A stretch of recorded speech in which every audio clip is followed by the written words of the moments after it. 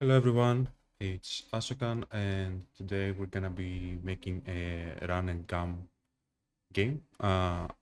This game is gonna be called Sinmulator.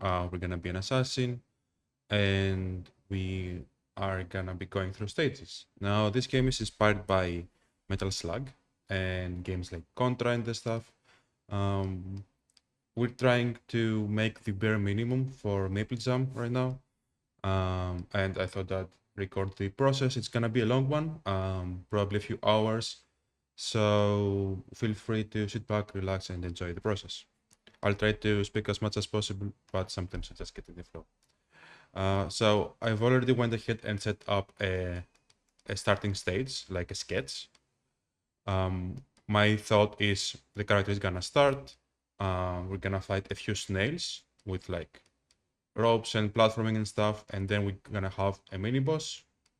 Then we're gonna go to blue snails, so like a bit stronger opponents.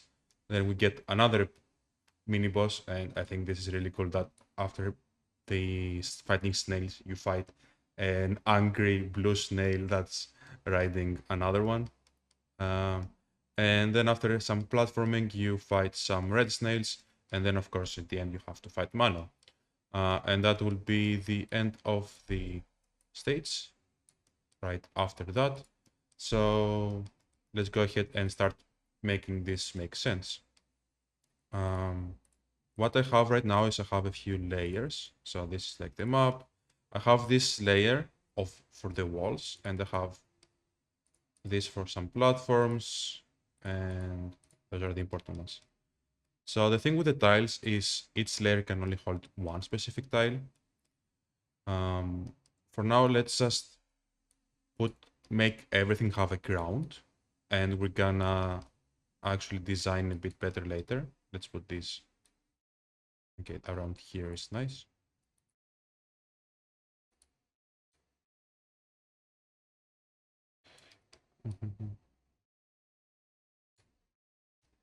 Where's my music?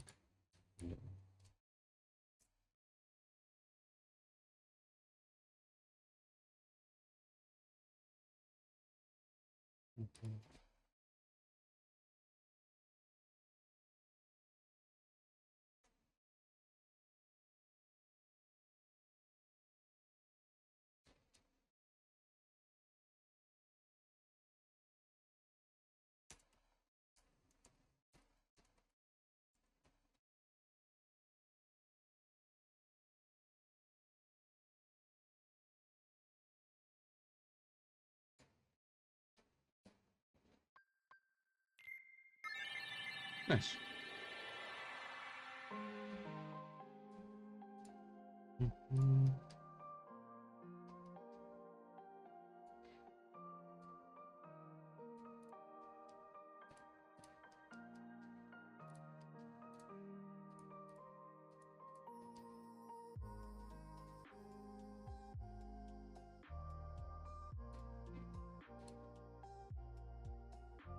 Uh, I'm gonna select only the Maple Island because these are the ones I want.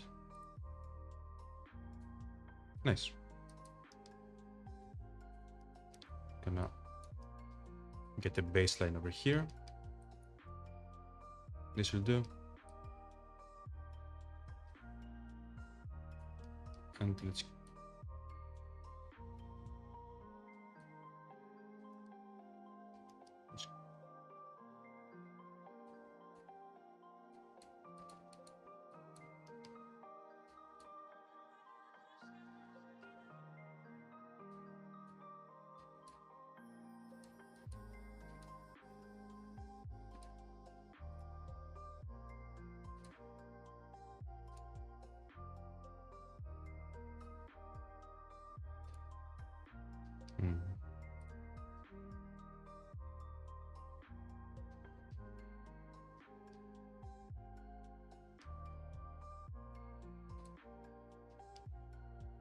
I think you can make that. I'll test later.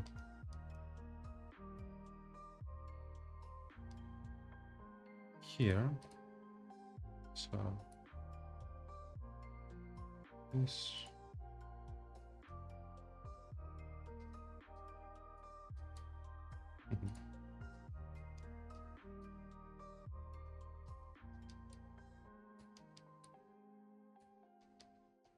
Is this better? No, I prefer it. I prefer it looking like a boss stage or something. We played together on that island. His voice always used to be there, and now it's gone. I can't think of his You face can see or why his they're name. different size, but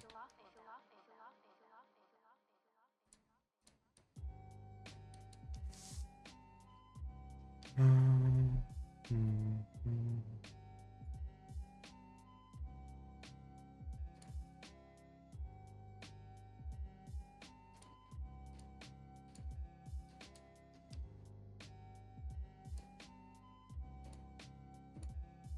No.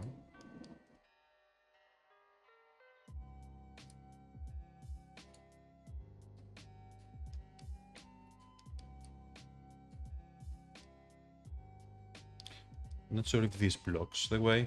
I guess we're gonna find out later. I hope it does. Yeah, now this is looking like a boss stage. And what we're gonna do now here is have like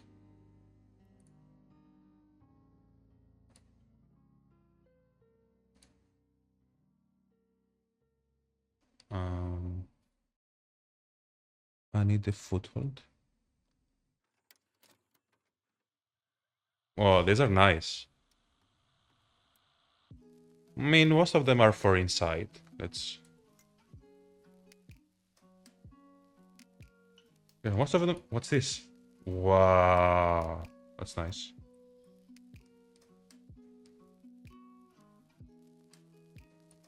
Oh my god, yeah, definitely. This is gonna be used somewhere. And the box and stuff. I'm totally using all of this. Some of these are just probably can't be used in a lot of places. I didn't really. I don't see a foothold for the air, right? So I'm just gonna use a platform.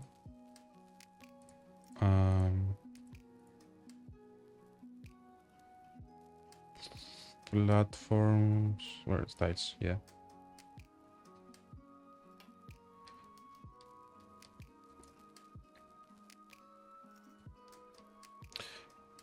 Okay. 1, 2, 3, 4, 5. Here. Yeah. Wait. 1, 2, 3, 4, 5, and 1, 2, 3, 4, 5, and okay. Perfectly in the middle. So they can't really shoot downwards. So what I'm thinking is I will spawn the character here from a portal here, right? So let's go ahead and get the portal. I had the portal ready. It's on this stage right here. I got all my assets from the KPQ simulator I was building. Since everything is already ready, I'm just gonna use a lot of those in the game. Where are we? What? There we are. And what I can do is get all these portals.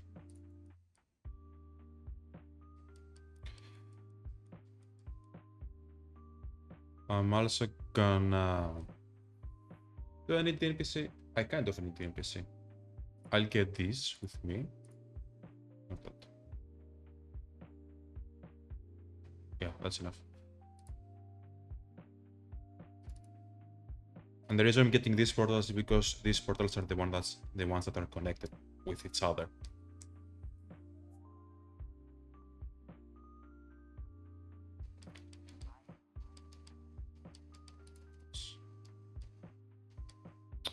Where are they?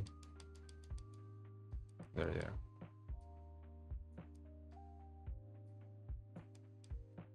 Gonna throw them here. You can stay. 1, 2, 3, 4. And here's what's gonna happen, right? The character walks into a portal. He gets teleported up into the air inside the boss room. And there is another portal. Should I put it in the middle? I'll put it in the middle. I think it's nicely and symmetrical like that. And what's gonna happen is, so you walk in here, you get teleported up here. This is gonna be invisible, right? It's gonna put that over here, and you you can fall on the platform. Let's not have that with it, and you also using it doesn't really get you anywhere. Nothing. So you fall over here, and now you kind of have time to figure out that, oh, it's a boss. Let me fall on this way, get buffed or whatever, right? And you can just fall and fight the boss. And this is gonna be invisible and actually not enabled, right? And as soon as you beat the boss, we're gonna enable it. And the reason I brought, let's keep it like that for now. The reason I brought here is because I have a script over here. I think it's this one, the ticket counter.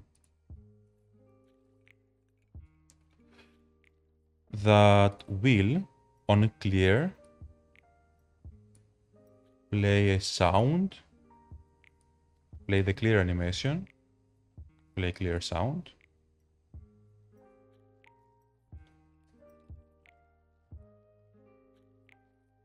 What is this animation? Enable clear UI and open the portal, right? So we're gonna kind of copy that script and make a new thing. What do we want to do? We want to, when that specific boss is dead, for the portal to open. So when this is dead, to execute that stage clear thing. I'm gonna make a new component. I'm gonna call it mini boss. Create new script component. Mini boss clear. So what I want to do is when this was on touch, right? Monsters have something on death. I know that much. Monster. You are a monster now. And my monster component on death does some stuff, right? When is this being called though?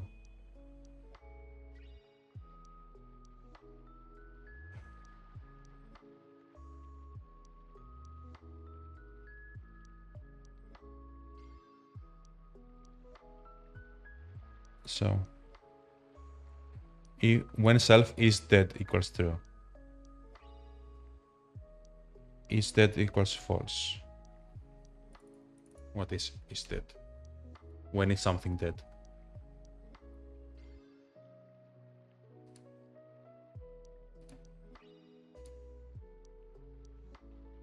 Yeah, but when do we run the dead thing?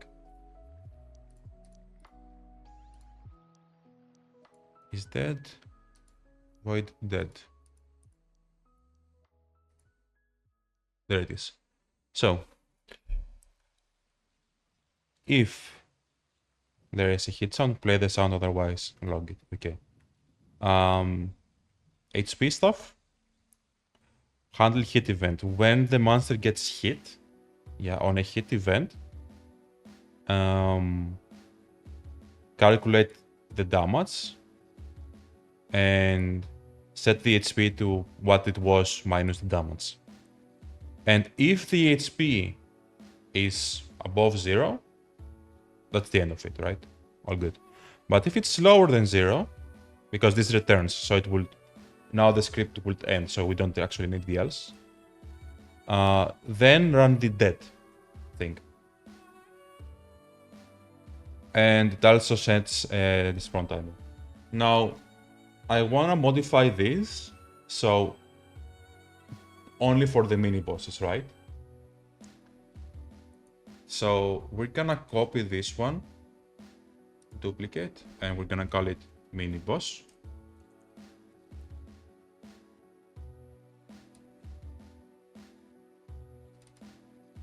Right? So instead of having the monster component, you're not a monster, you are now a mini boss.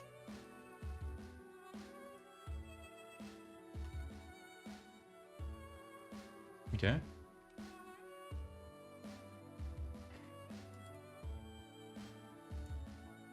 And I want you to run the dead thing. And I also want you to run the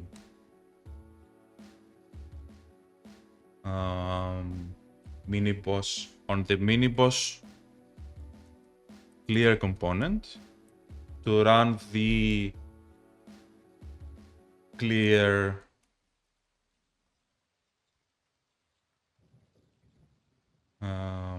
area, clear mini. Let's kind of call it clear function, right?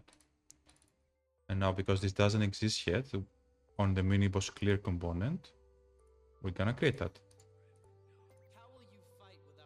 Perfect. This needs to do the same thing, basically, that this does, the counter thing. So we know when it's gonna run on a nice time, right? And I want you to do all of these, basically.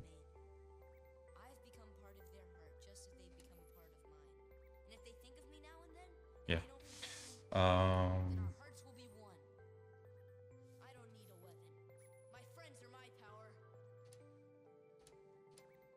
That'll be good. Identity by path.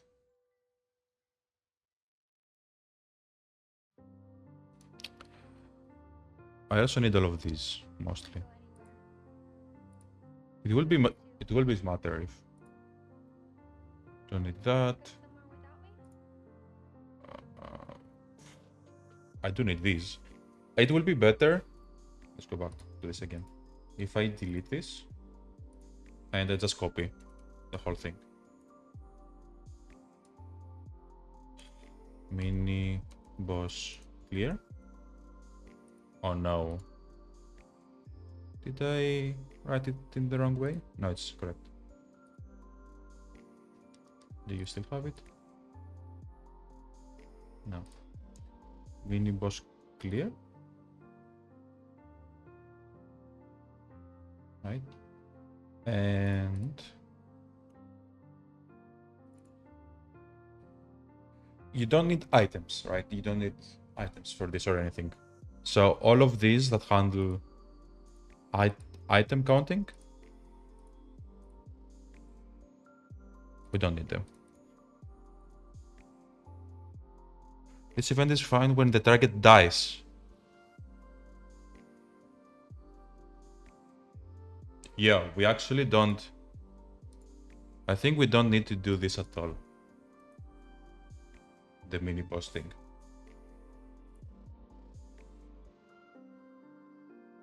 Delete that. And you're no longer a mini boss. You are now a monster again. But you also have the mini boss clear component on you. Which, when you dead, when self dead, I want you to run the self stage clear. Okay, when you die, clear the stage. There isn't gonna be a wrong check, so you're not actually clearing the PQ, but I might use it for later. I'm gonna keep it for now. What does this do? PQ clear. Yeah, that's the same thing basically as stage clear, right?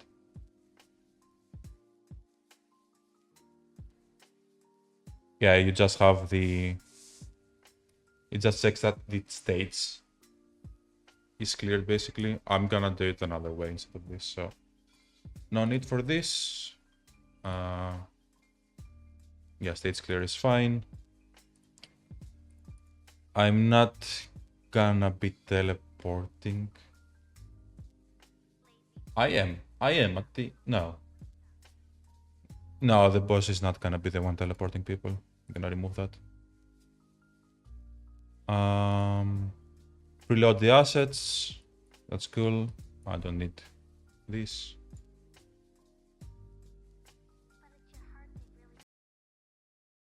Okay, and we are back. Perfect. So let's get back to it. Nice.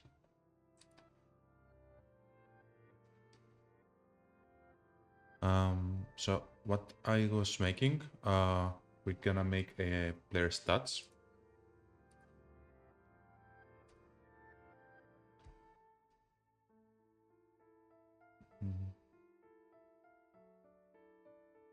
There it is. This is from the docs from MapleJam. We're gonna make a player stats component to attach to our player. Let's actually go ahead and do that right now. On the photo player, attach player stats. Perfect. And in player stats, we're gonna add some stuff. I'm gonna need to take a look into my documentation over here, my game doc.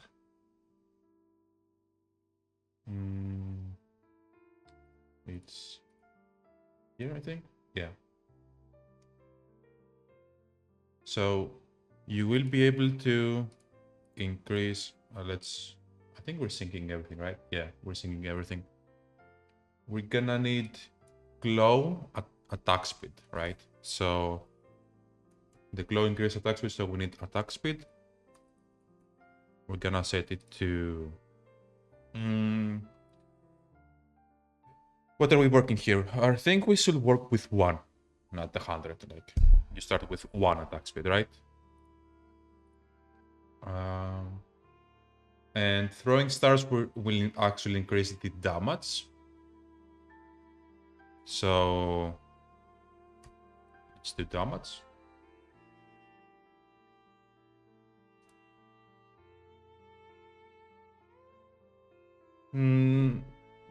Do I want the range? No, I'll just do it in later. The range with an algorithm. Why did you pause? Oh, there we go. Nice. We will have armor, so we have something like HP. HP was somewhere, right? HP was somewhere. We already had HP somewhere. Where is it though? It's here.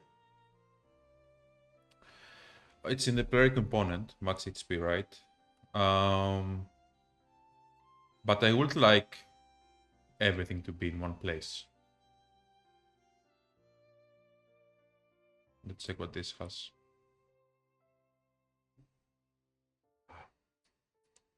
So there it is, a max HP, and it's synced.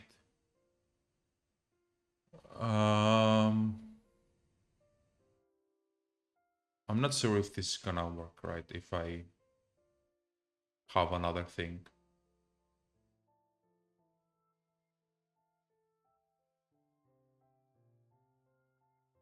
I shouldn't have that. I shouldn't. Like, I can't put player HP here as well.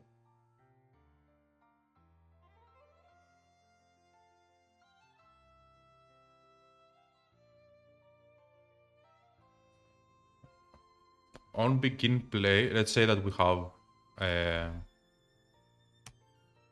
max HP 2, right? And on begin play, we will set max HP from self entity player component max HP to self max HP too. So when you start playing, this sets the player's max HP from the player component to what this is.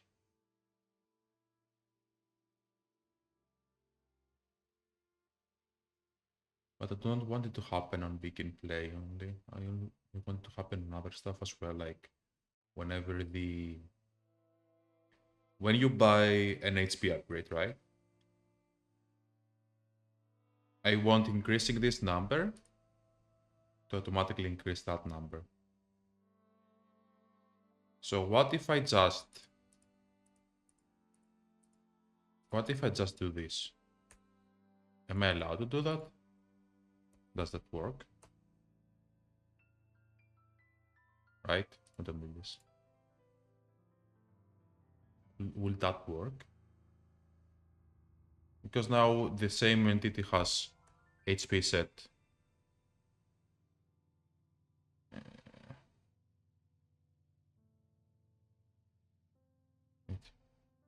Player stats.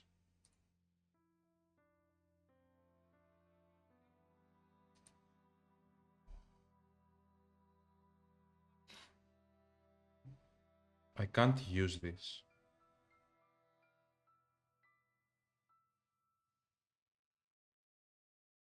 I think it works, right?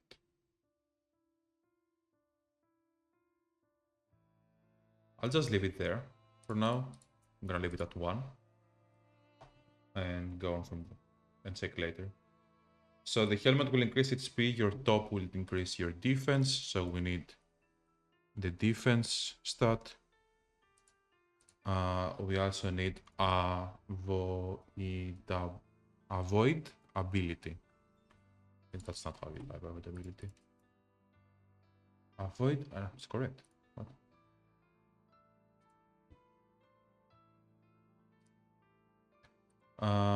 Cape increases jump height. We already have jump on our player. It's called jump force. Jump force is a float and it's synced. So, oh, I didn't check the other. So, float. Never seen it before.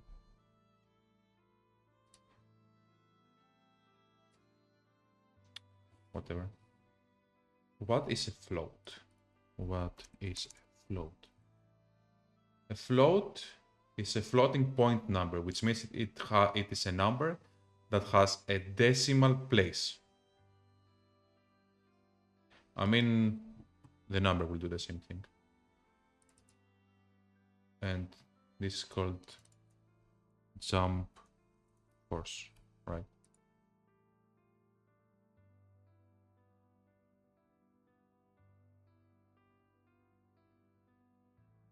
And what else? And movement speed. So speed. Is this the thing? Down walk speed.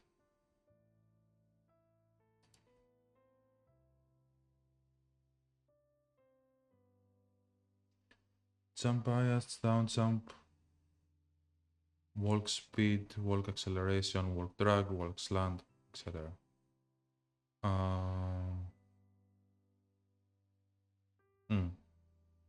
The walk speed is 1.4, what?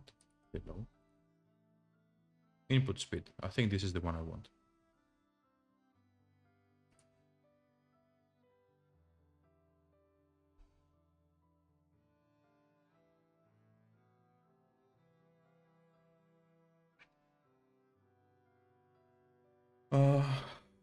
Let's set walk speed to 10 and test.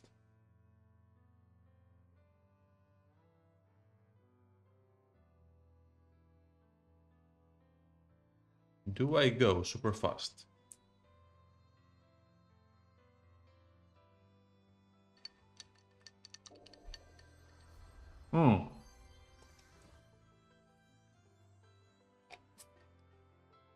Okay. Now, can I change stuff while I'm here? Can I put you back to 1? And put input speed to 2. I can't change stuff, I guess.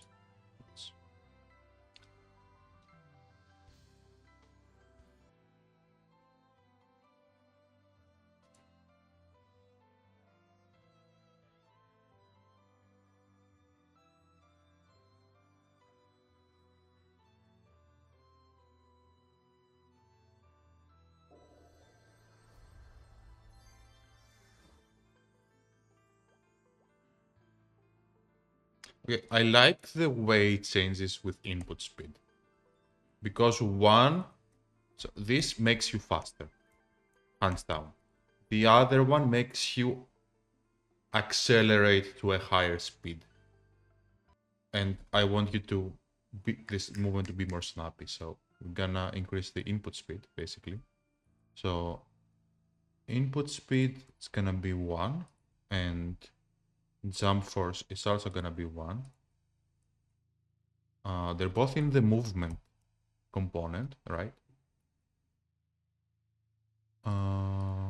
So we have jump force 1. I've been given these icky orders to destroy you if you refuse to come back with me. Both of these as 1.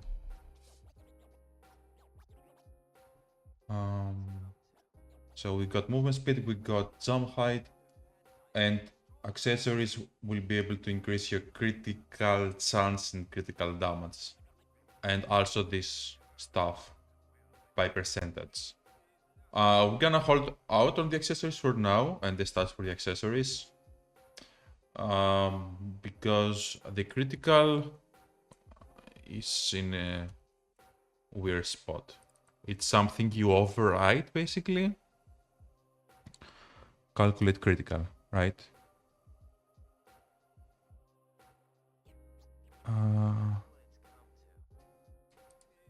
Yeah, and you can override critical to be something. But it's not actually a stat, it's more of like an algorithm within.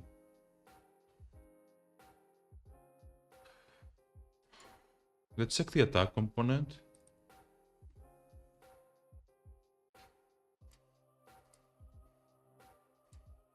Get critic. Yeah, so you see it's kind of like they already have these things here. What if I search for what was it? Calculate critical, right? If I just say critical in the whole project. Extended hit component. Do I use this? Why is this even here? And the monsters. If it's critical and stuff. Yeah, it's not a stat, honestly, at this point. I'm just gonna worry about accessories later for now. I think that's for the skill upgrades. More star throws. Throwing more stars, right? I'm gonna put them in the player stats as well, I think. So let's close everything. I'm not too many things open. Player stats. Player stats. Open that one. And you will be able to throw more stars. So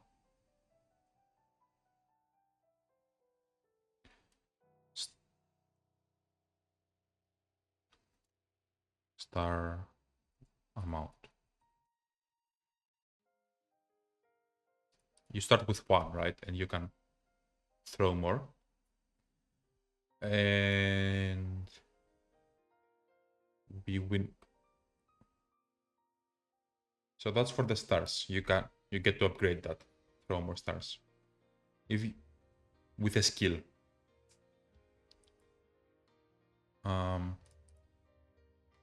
Whatever. Let's put some notes here. So when upgrading star skill, get you more stars. Your damage you upgrade from better stars. I'll put this to 10. What is this new value? Did I forget something? HP, defense. Yeah, I didn't. I don't do this. Remove.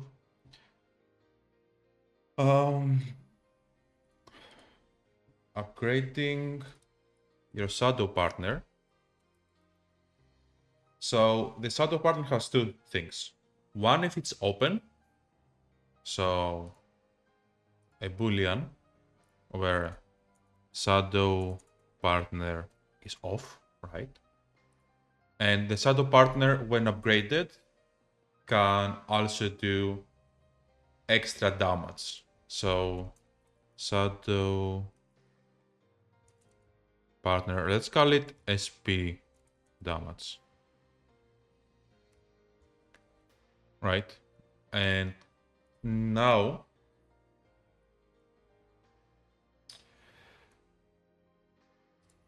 damage percent.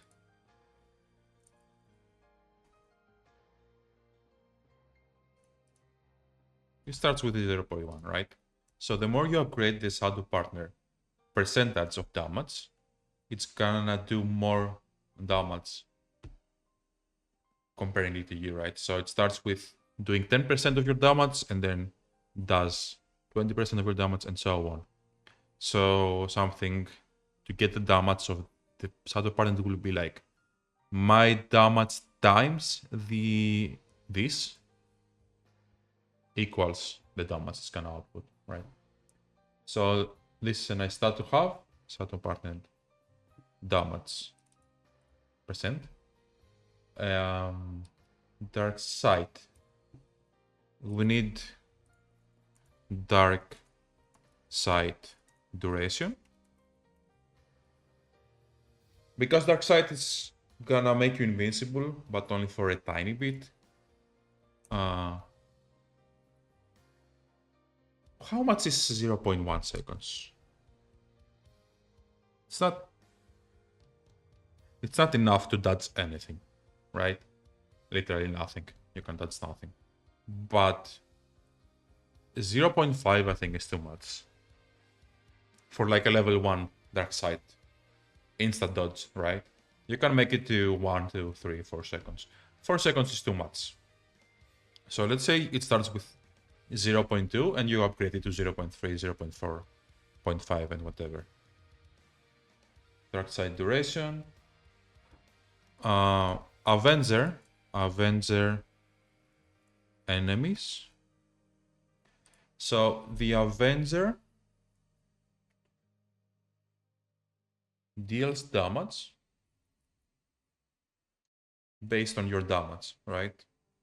I won't have you won't be able to upgrade the Avenger's damage, but you will be able to upgrade the enemy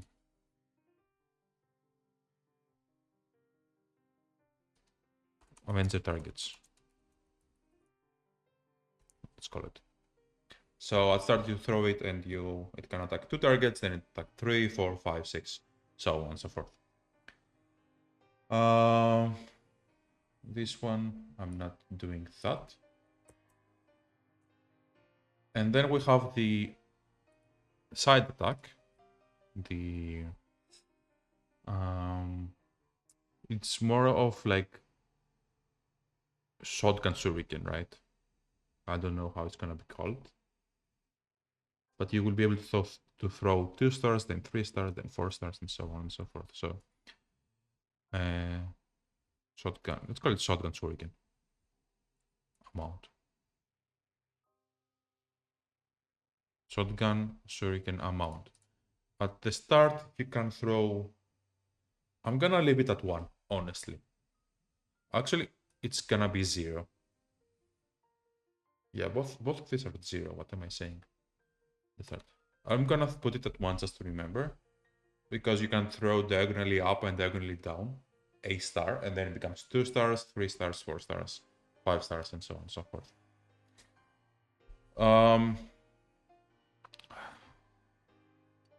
I like it being at 1 because then it feels better when it gets upgraded to 2 and 3. While an upgrade from 2 to 3 is more like, okay, it's 3 stars, whatever. But an upgrade from 1 to 2 is like double the damage. So that is that. Shadow partner. Should the shadow partner have a duration? I don't think it should. I think it's something you should have when you get it, right? Because there's no reason to limit that. Just get it made. Just use it. It's gonna be fun. Shadow partner is fun. HP potions, attack power enhancement, and haste potion. I have already set them up in a different thing, so that's good. And those are all our stats, believe it or not. Oh, let's call this player damage, whatever. I mean, I'm not gonna do that, whatever. Just gonna call it damage. So yeah, that's it for the stats. Anytime I want a stat, I should call the stat from here. Every time I'm like, oh, this skill does that amount of damage, right? It should be coming from this script. That's our character. So with that said, let's go to our player attack script. And we're gonna remove that actually. There are some things we don't really need, right? So I've already have like minimum damage, maximum damage, and the like. We're not gonna use those. They're gonna leave eventually, but not now.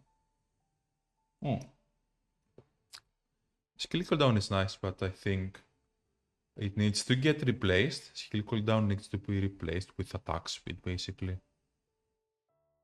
Because that's what a skill cooldown is in this case. So let's start by giving our character an attack. And only an attack. We have... That's good. Initial damage to default. Yeah, we're gonna come back to that. We have the normal attack. Magic Claw, no. I'm gonna... Magic Claw. Is there anything I need? Actually, I'm keeping this because I like how it functions. But the other things, I'm gonna remove. Double shot needs to be removed. And... Okay. And Magic Claw, honestly, let's compare these two. Like a 7 gets the projectile ID, starts the cooldown, plays the animation, plays the skill sound, plays the skill effect. And because you start the animation after 0.2 seconds, it fires the projectile. I want this to be really snappy, right? So I'm gonna comment this out for now. I want you to instantly fire any projectile you fire. And I'm also gonna just leave them there, whatever. I think it's correct. And then it fires a projectile. Why are these not? Yeah. And then it's gonna repeat, like fire again, like it fires a projectile, right? And then it's gonna do that again.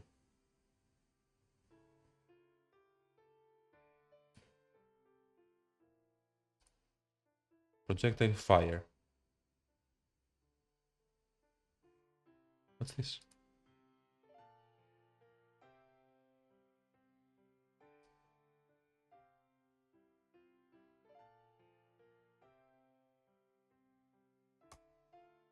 And play the sound of throwing the actual thing.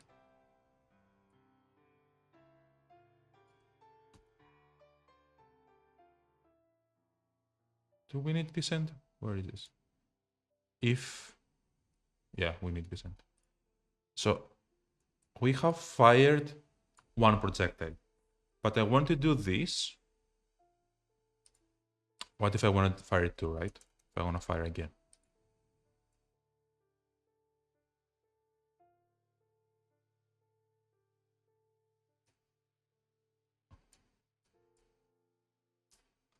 What is firing a projectile? Wait. Is this the swoosh sound?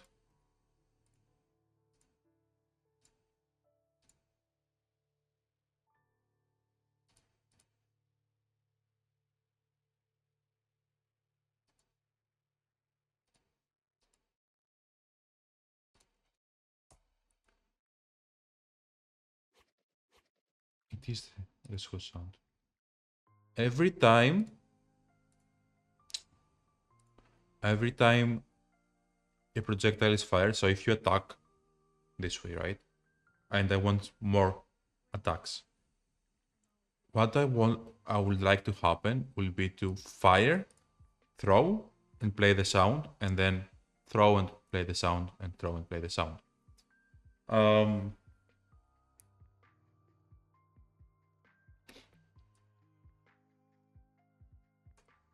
Now, my initial idea is to get like an if statement here, and for I equals how many stars we want to throw. That's how many times I want this to happen, right? But firstly, let's check, sorry, that this actually works. That you get a... If I want to throw 10 stars, I want them to be thrown.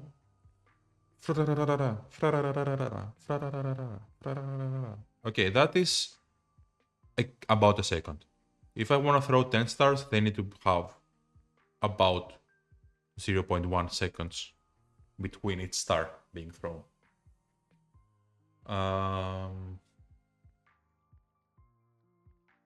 Because I want the whole animation shouldn't last more than half a second, basically. And then the shadow partner also kind of repeats what you just did, but I think shadow partner is easy. It's more of like whatever you did, wait a bit and also do it, right?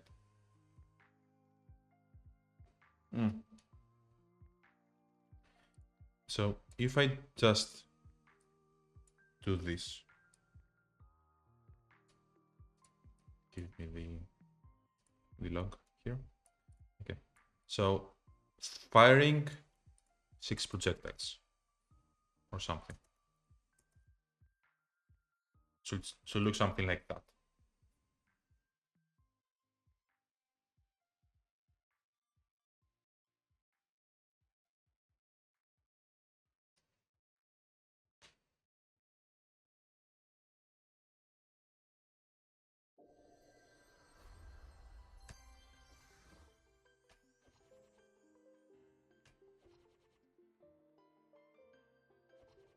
It only fires one, which is so weird to me, firing only one of those. Because I'm telling it to run the fire thing. I think the fire function in the projectile... Wait, what is the projectile? The projectile is the Lucky 7 projectile. from the projectile entity, which is the model from this. So it fires, right? At the end, it sets fire equals true until it kind of explodes and it destroys itself. So it creates an entity, right? Why can't I fire more than one? Scale to left, fire, speed, destroy after, and explode. And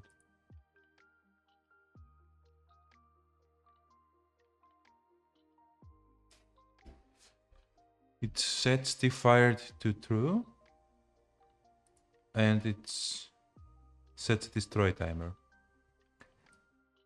The shape, correct the offset, attack as much as yes.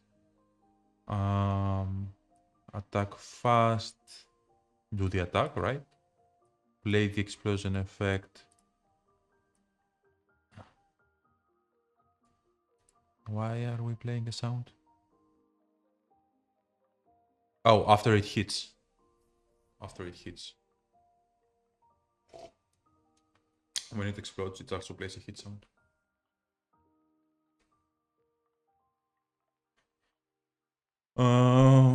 And then it destroys itself.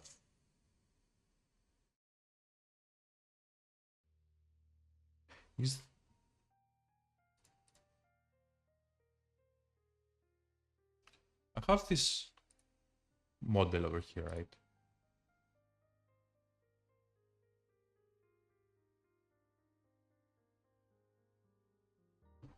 And I can't understand why. What is missing? Because I want to do it with the least amount of lines possible, right? Let's go back. Can I undo all of this? Or am I breaking something?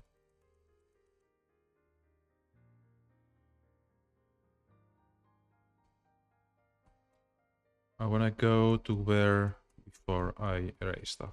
Oh, there they are. Fire projectile and fire projectile. Some of these I should be able to comment out. For starters, I'm gonna comment out these that already have.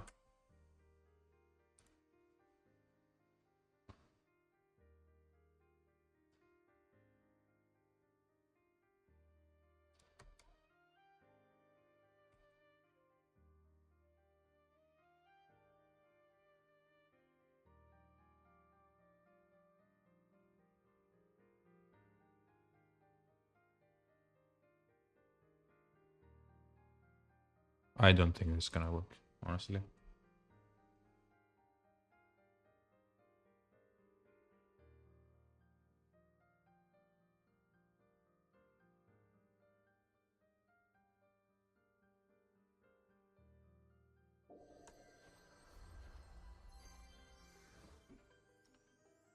Okay, this didn't work.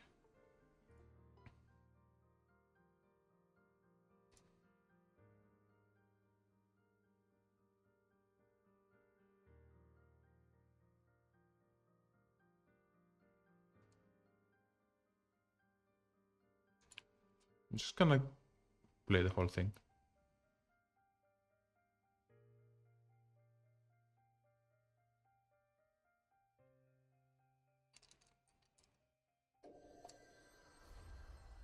This works.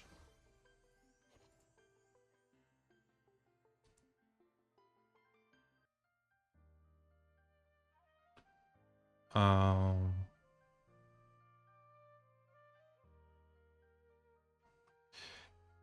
I think it should honestly be like that, right? You attack and the, the stars fly out. You don't have to wait for the animation to finish. I think that will be more fun. More fun. More fun. Less character lock time, so we're doing it that way. And the way we're gonna do it is this. So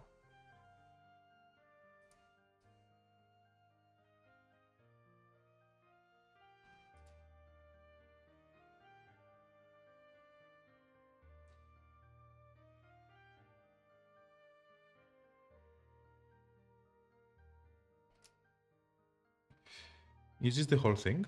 Look left, projectile, else, and so on and so forth.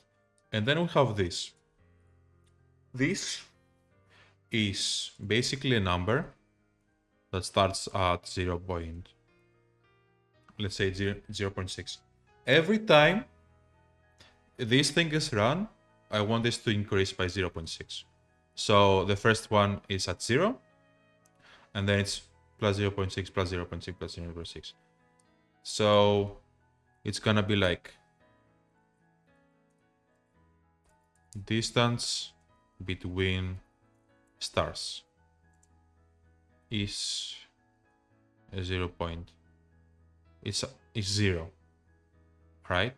And then it's gonna be 0.6, and then it's gonna be 0.12, and then it's gonna be 0.18, and you get the picture. So here,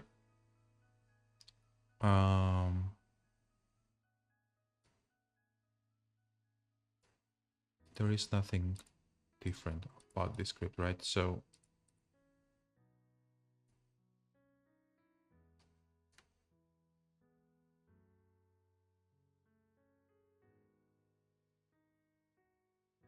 okay, and this is the throw one, the throw.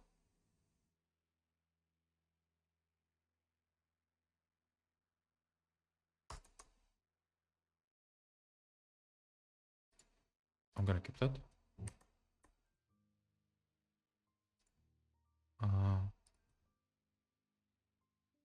Play row sound.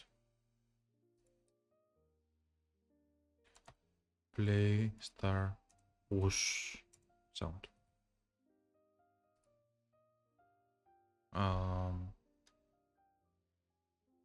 So we need a variable. It's gonna call it local star distance, which is gonna be 0. And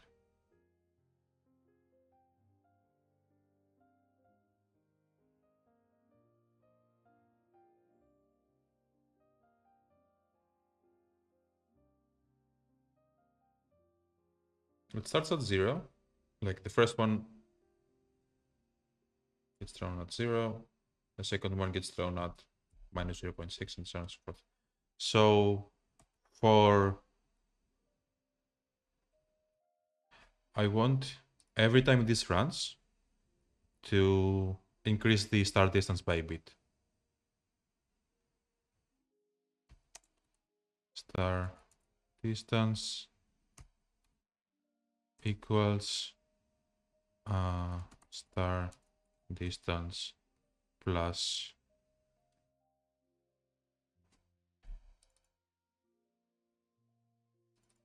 plus 0.6. Now, because I might want to change this another time, star distance increase amount 0.6, right? Don't sing it for now. We'll see.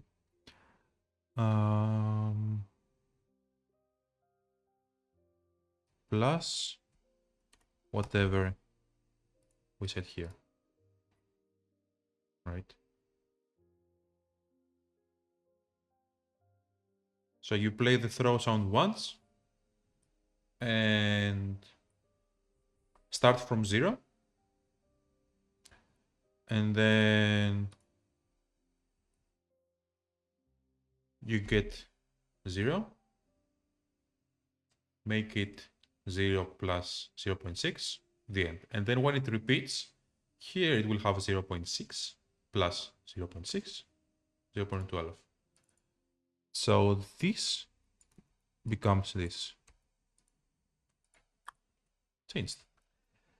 Now, all of this, it needs to get inside an for statement or whatever, right?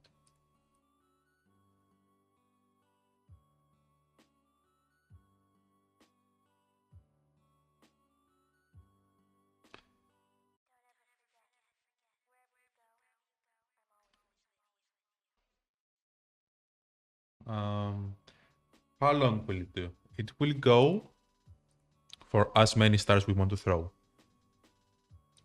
For star amount.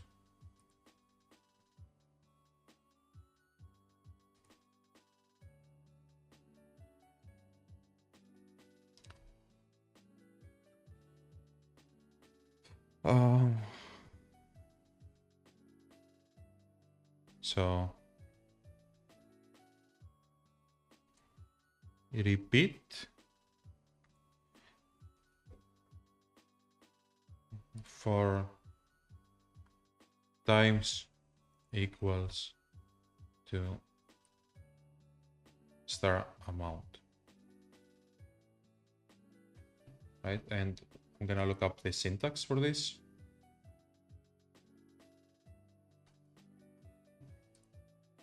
You already know what's gonna happen.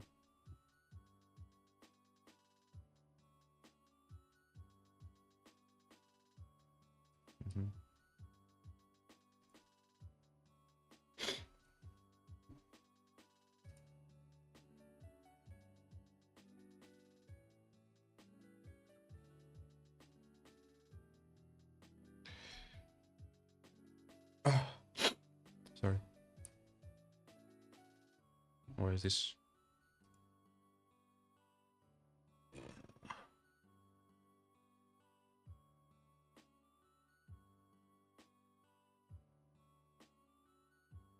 What?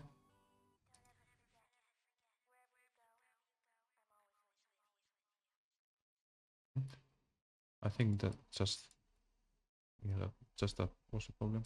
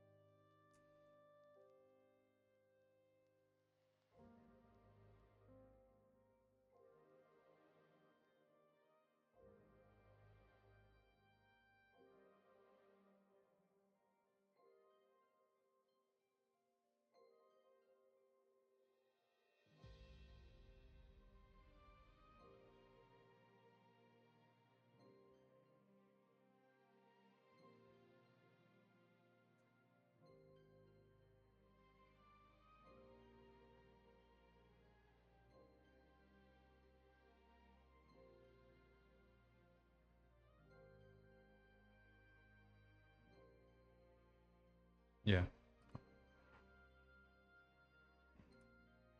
So it's this thing right here. For I equals and the number we want, which is gonna be found in self entity, get it from player stats, star amount, right? So whatever we have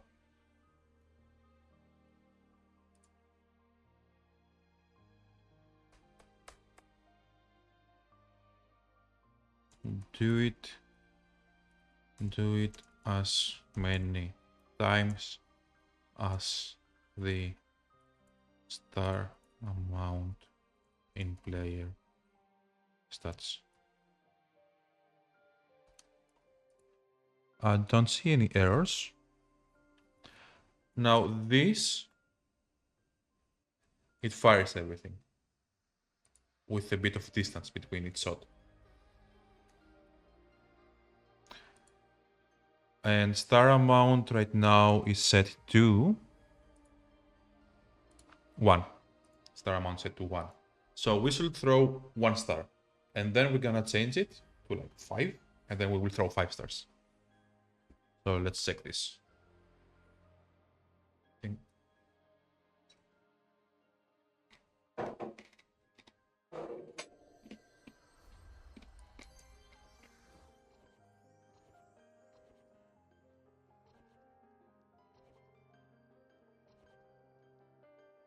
Yeah, and I think I forgot the sound somewhere.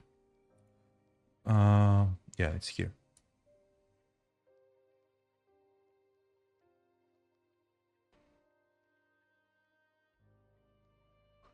The sound, honestly, the sound should wait.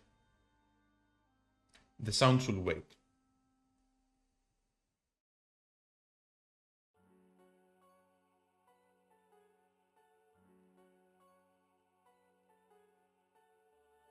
What if I do the same thing? Like, throw all of this instantly, but delay the sound. I'm cooking here. Wait.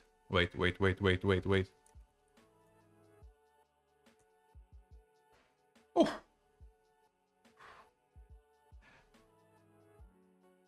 Yeah, but all of this is happening instantly, right?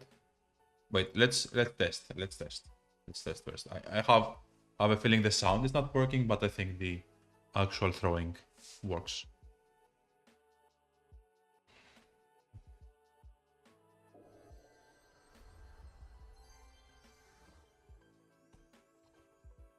I forgot to change the amount of stars. Wait. Player stats. Wait, player. Star amount. 5. 5 stars.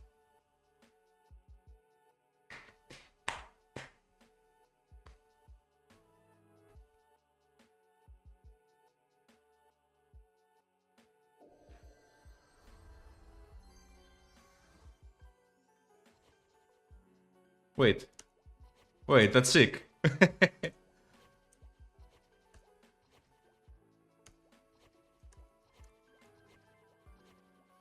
Okay, they are expanding outwards, is the problem. I want them, like, they start too far away. I want them to start a bit closer, I think.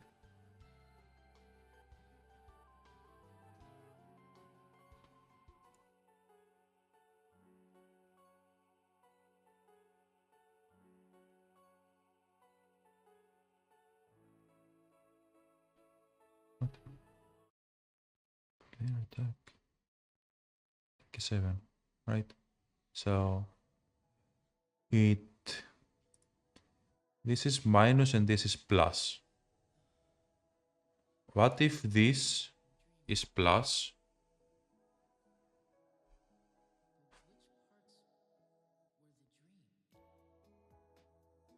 What if I do a minus here?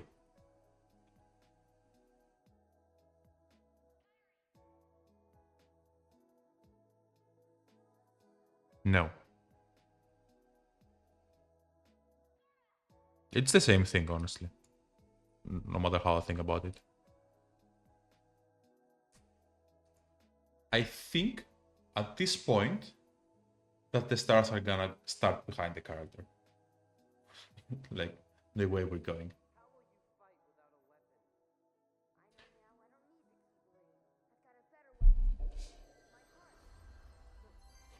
Yeah, but it works.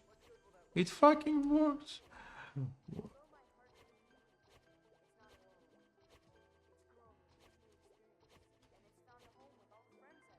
Oh, I have an idea. Wait, I have an idea. What if I just... No, it's stupid, Or is it? What if I make them invisible? No, you will be able to hit like monsters behind you and it will just be invisible, never mind. I like this. This was fun. Maybe if I'm gonna try the delay, honestly. At this point, I'm gonna try the delay thing. But I think this is gonna lock up the character. So I'm gonna do a big delay, like 1 second or something. Just to test. So what if this didn't happen? Yeah, we're just gonna, now it's just gonna be a 0. So never mind that. And what if at the start you just wait half a second between the start? Just saying, wait half a second wait half a second between each start, and we're gonna see what happens then.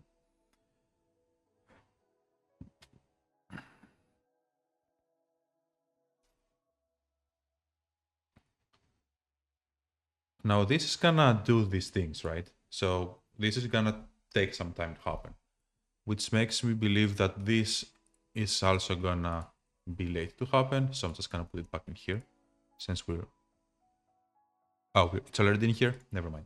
They didn't say anything. It's gonna wait at the end, honestly.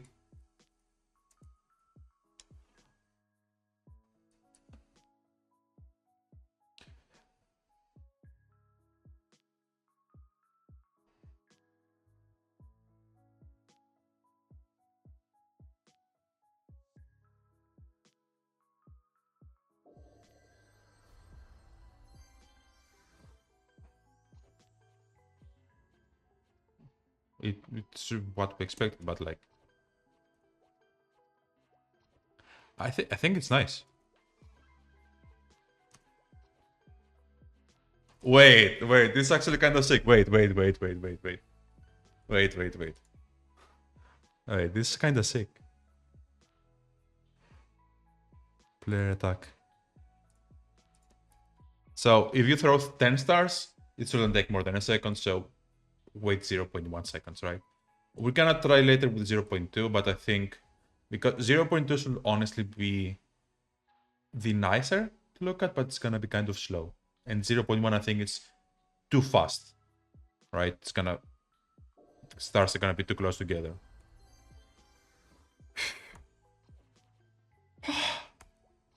No, it's amazing. It's amazing. Wait. Hello? Yo. It's fun already. I'm having way too much fun. So, what I don't like, we're keeping it. Do they start way too close? They start way too close. Because I'm gonna set this. So we didn't use the thing, right? Don't need that. We didn't use. It's too nice. Just too nice. Oh my god. Distance between stars. Okay. What if? Oh, I don't need this, right? Scrap that idea.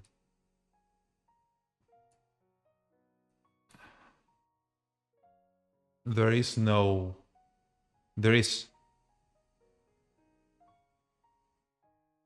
What was this?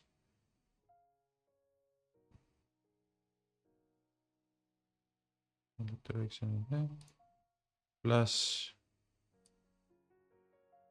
I'll put this back to minus and then put this back to plus. And it was 0.6, I think. Just this for the stars to start like a bit further away. Yo.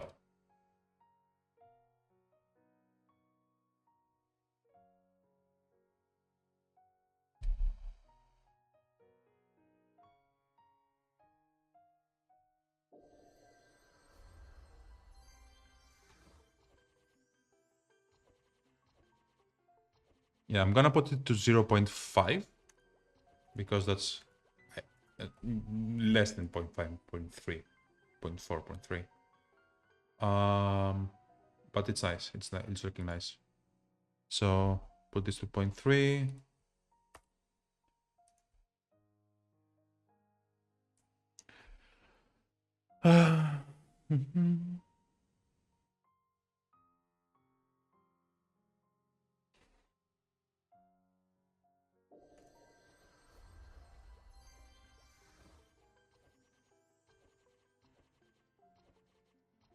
Why do I not see a difference?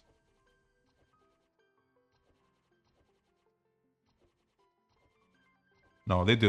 They start from here now. Let's do something else. Let's do 0. Was it 0? No, 0. We did not like 0. We're just gonna do 0.2, and I think that's gonna be nice. Test one last time, and we're gonna do something else. What I wanna do is change the y-axis as well, but do it a bit randomly, right? Just like every star starts a tiny little bit in a different height. Yeah, now they start from like my face and my hand, right? Why do I think? No, they still start.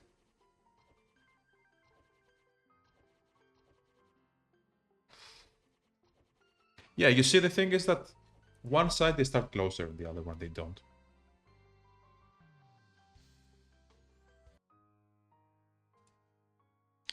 Which makes me think I've done something wrong. Projectile offset. Clone. Where is?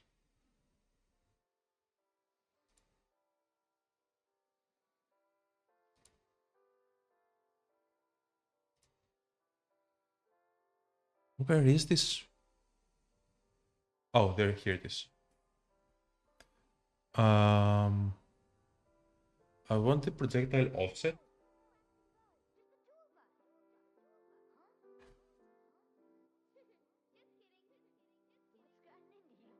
Oh, idea. Idea. We don't need this at all.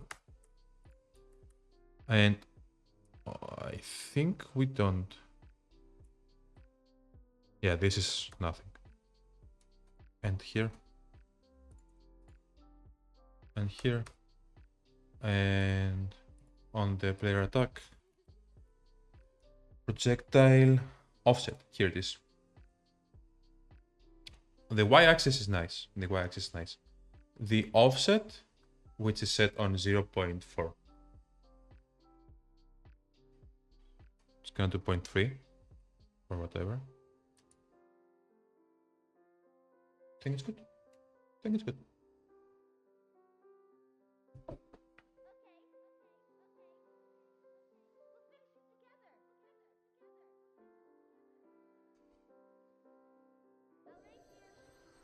Now, this starts from here, right?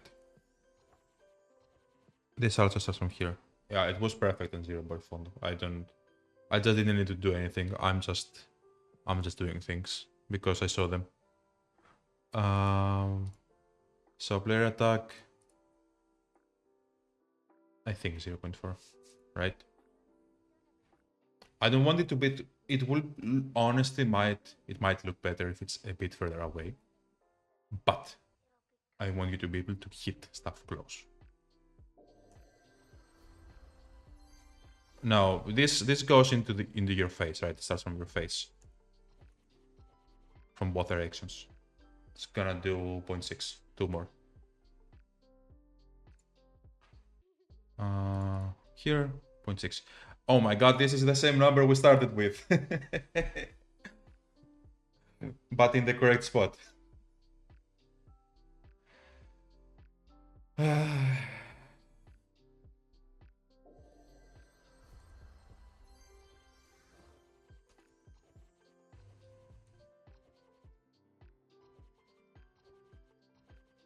Yeah.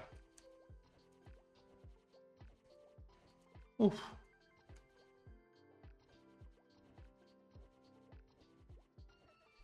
I like this. I like this. I like it. It's fun. It's nice.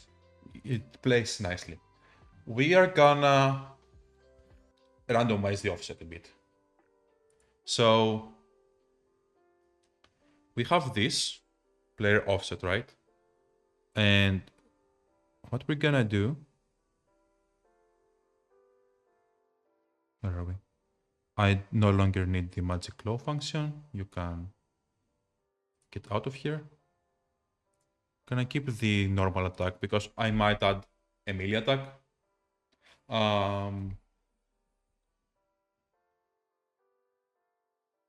Quick break. Coming back to the offset for the y-axis. Okay, so now that we're back, we're gonna make the y-axis a bit random. Just so happens that I have something that returns something random here. Math floor, random, whatever, right? And where is it? Here. Each star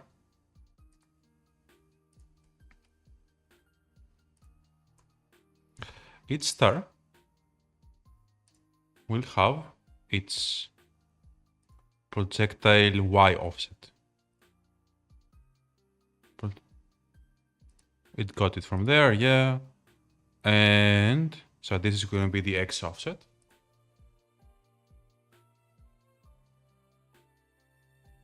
And we need to set the y offset before this. So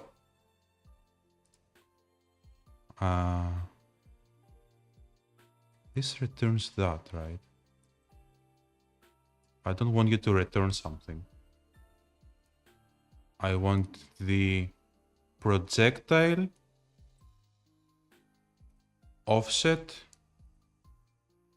y axis to be whatever it was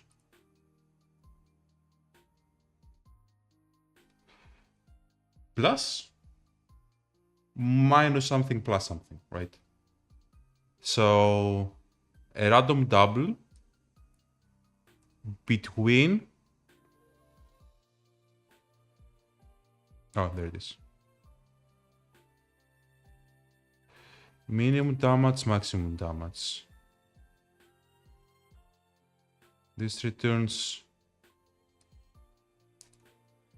the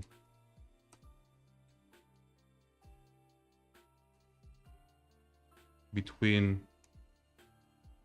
this is the minimum.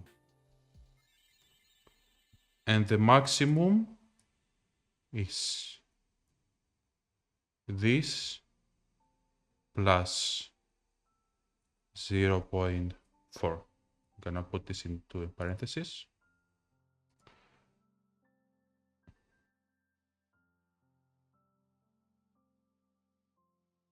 Yeah, and I'm gonna do plus 0.8. And on the player, because it can go from where it was up to 0.8 up, I'm gonna just lower this by 0.4. So whatever this was,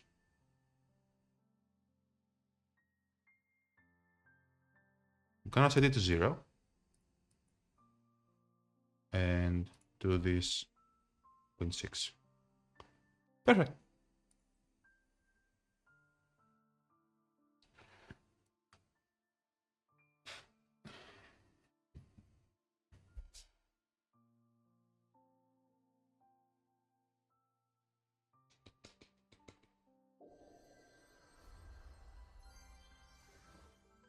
And what did they do? Come on.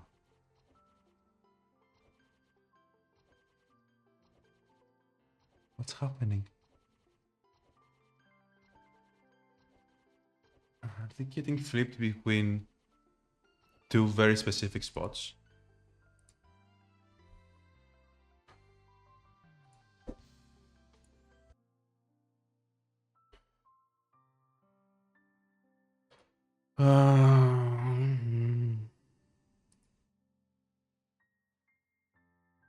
Oh, because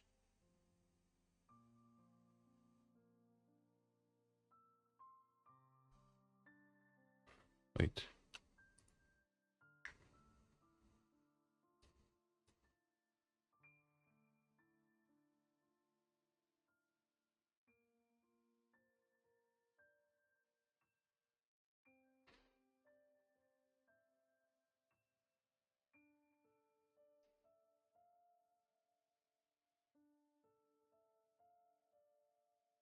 Can ask Claude over here.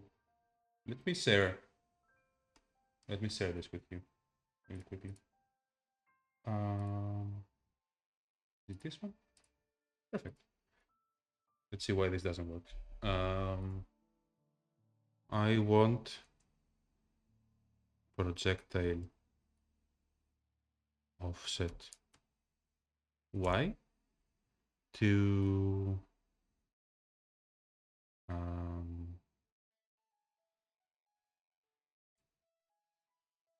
be random between itself plus minus 0.3. How is this? I'm gonna give it the half.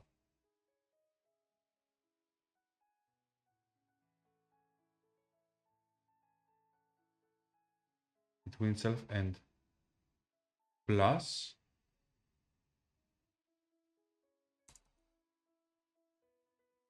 I mean, honestly, this works, right? Will this work? Itself plus 0.3.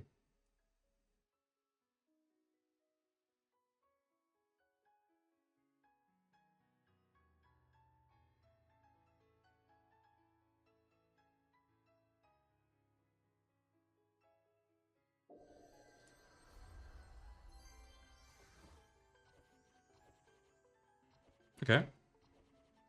It works. I would like all of...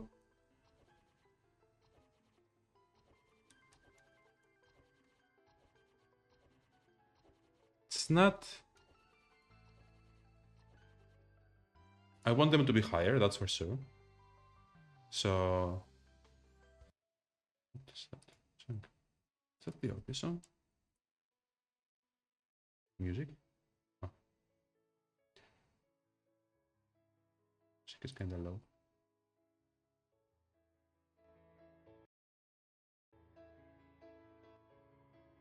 Okay.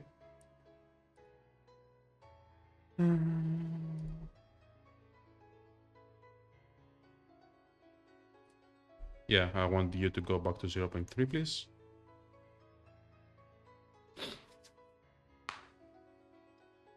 Maybe I'll make it a lesser range or something.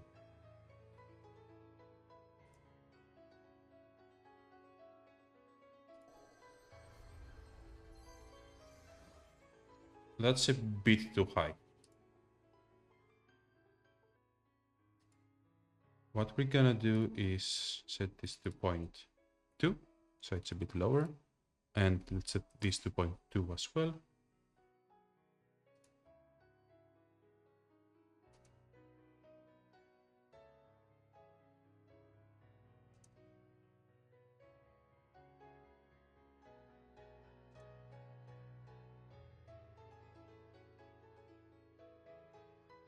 I'm asking if it can return stuff like smaller ones. Can return decimal numbers, floating point numbers if you use it correct here the different ways. So in your case, yes, the formula can definitely return smaller numbers. Nice. It was exactly it was 1 and math random return 0. You will get 1 point.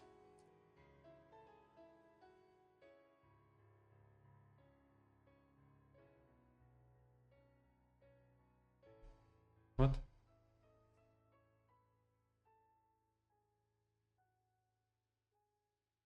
I don't care about that. It's random. It's doing its thing. I don't understand why those numbers are like that, but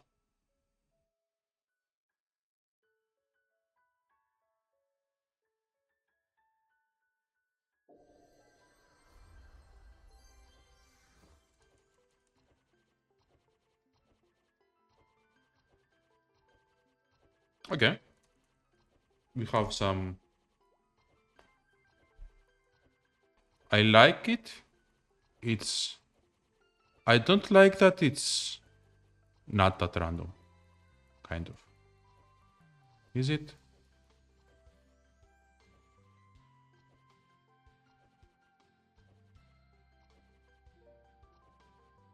I feel it's not random enough.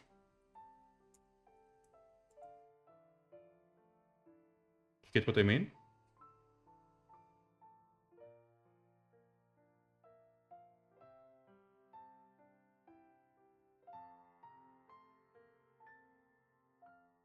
What is this?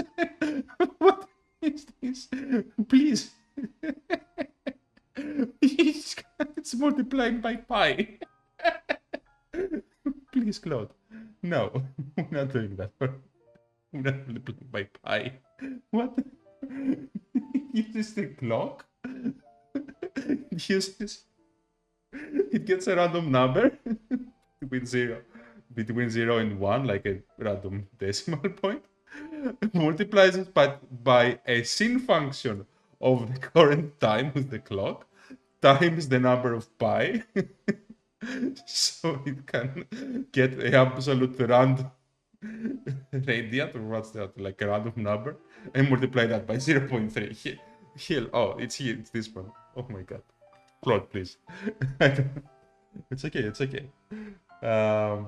This does random twice. Let's try that one. Here, you want random? I will give you nuclear power. Security random. Oh my god. Oh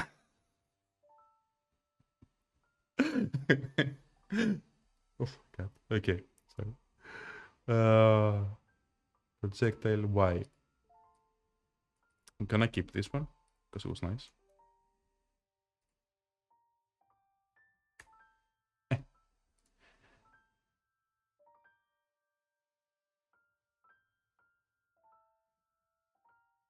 I don't know why this would say something, honestly.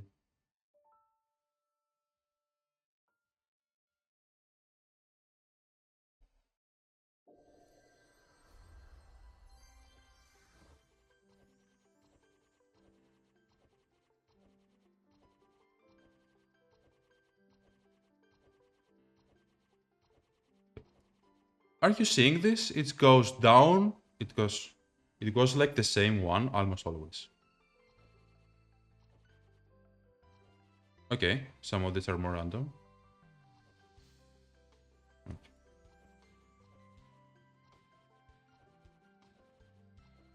Yeah.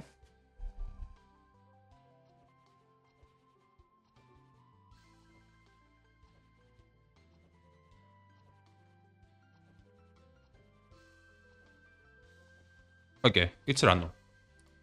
Right, it's random. I'm okay with this. Maybe I'll do 0.3 just to test, but I think 0.2 is nice.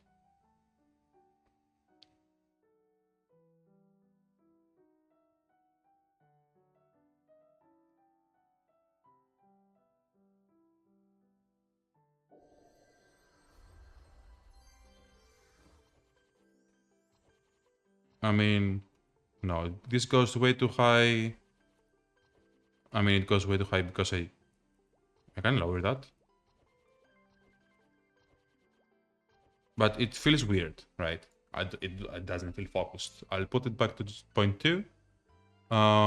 And I think we're good with that. Okay.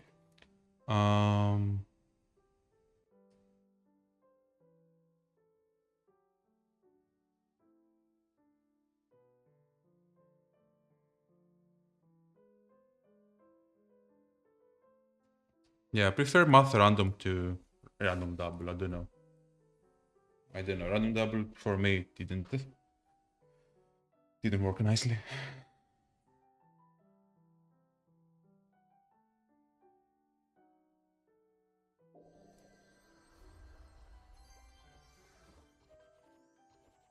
Yeah, this feels nice.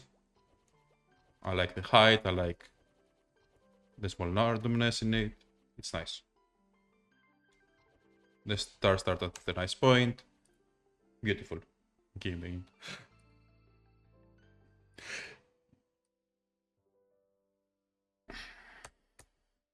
Who knows? Maybe when I test for optimizations, maybe this is heavy. I don't know. I wouldn't see why one extra random number makes this heavy, but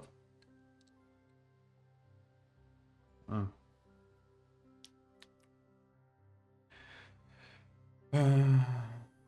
We're done with the attack. Oh my god. It attacks as many times as we have the stats. I'm gonna set this to 3 for now.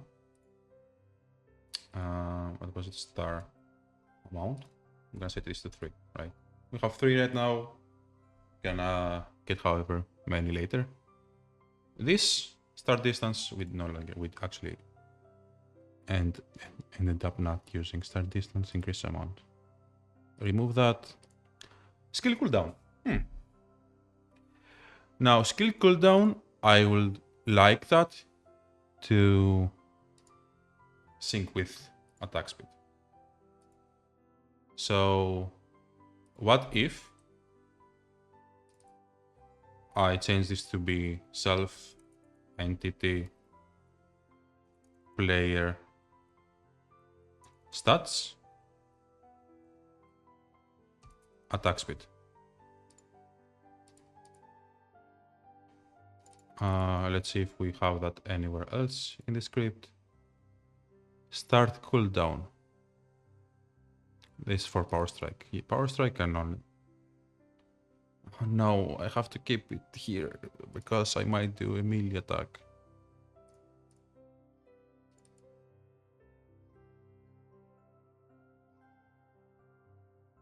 No longer need that.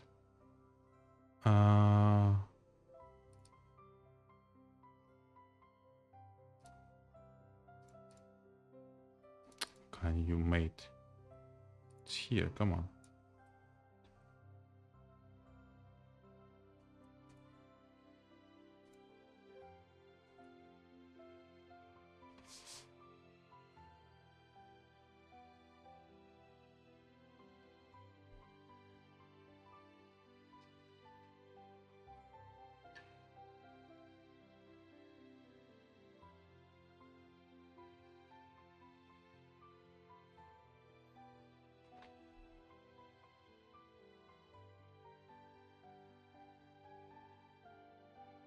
I was thinking about the attack speed being a positive number. Let's change the music. I think we're done with the good songs from Kingdom Hearts. Oh, oh, oh.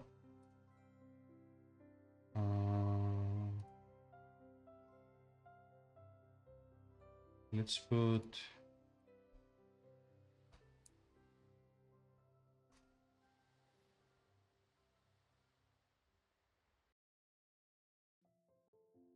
Nice.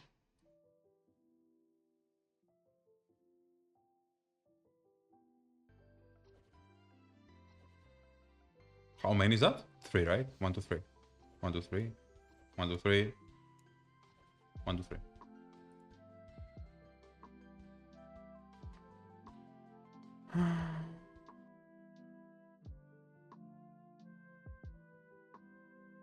Just gonna close it really quickly for now. We're done with the attack. We were gonna do the attack speed. Oh wait, I just did make the attack speed, didn't I? Like, what if I make your attack speed 5, for example, right? Now I should be slow to attack, if it works.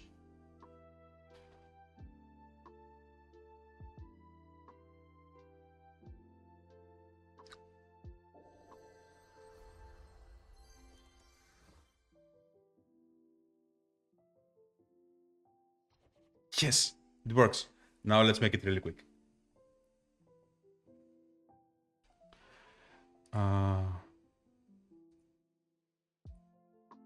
Attack speed. Let's make it 0.2.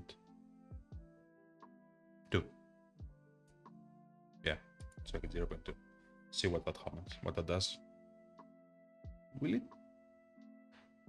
Because I can't just change the time you're allowed to attack, as will probably change the animation speed as well.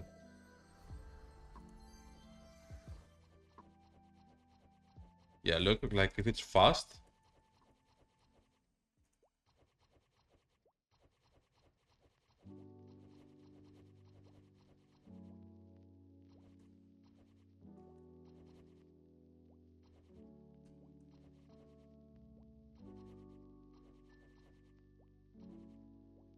Okay. Honestly, it has a cap, right?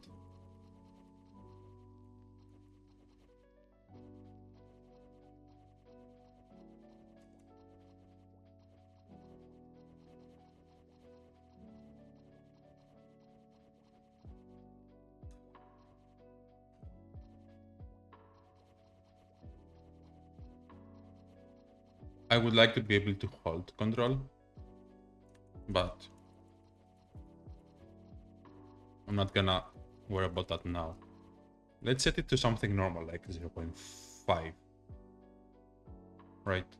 So let's say our player got some nice stats and he managed to half his attack speed or whatever. Because that wasn't that bad, right? I don't need to do anything about that yet. It will be cool though. Yeah, look, we're attacking faster, right?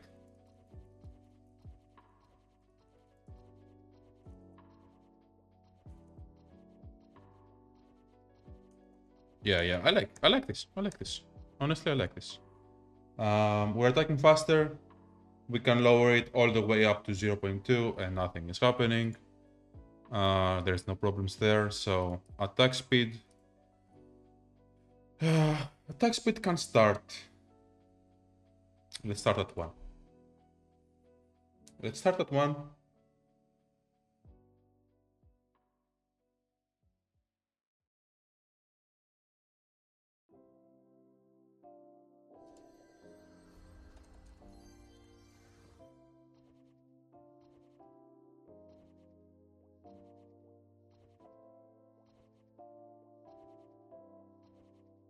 But no, because when you get tons of stars and attacking faster, come on. Come on, we can make it. We can keep it slow. Keep it slow. I think 2 is too much, but we need to start somewhere.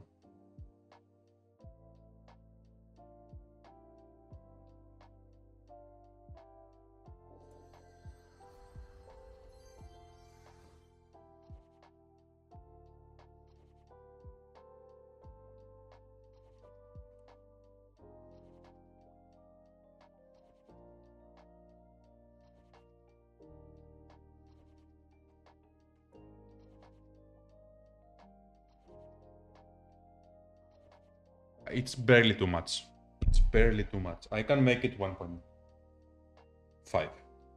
So you don't feel bad. I'll make it 1 point.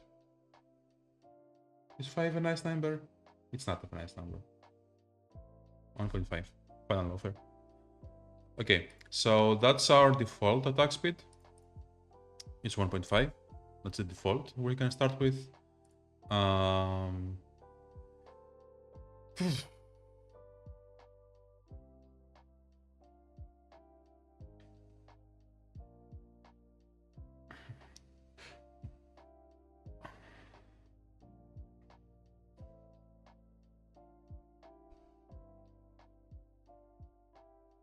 What happens if I set these to 5 and these to 5? Do they change?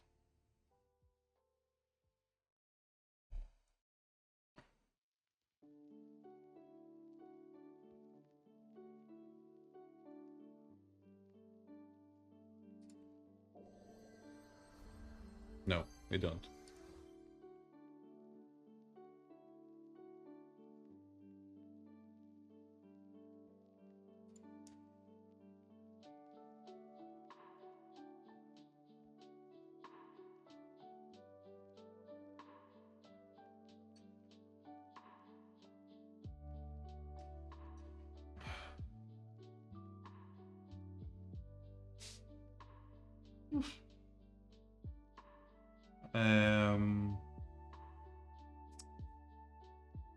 Should we do damage?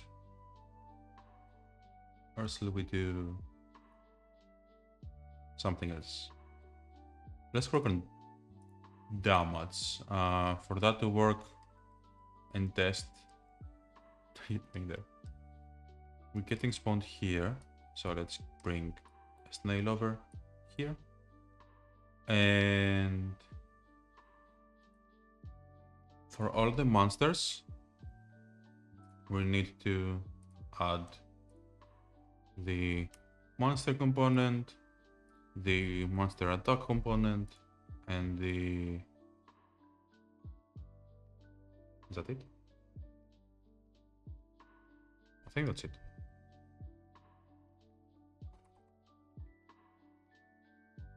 Yeah, and on the monster component, we're gonna... Okay, they do 1 to 9 damage, and they have 1000 XP.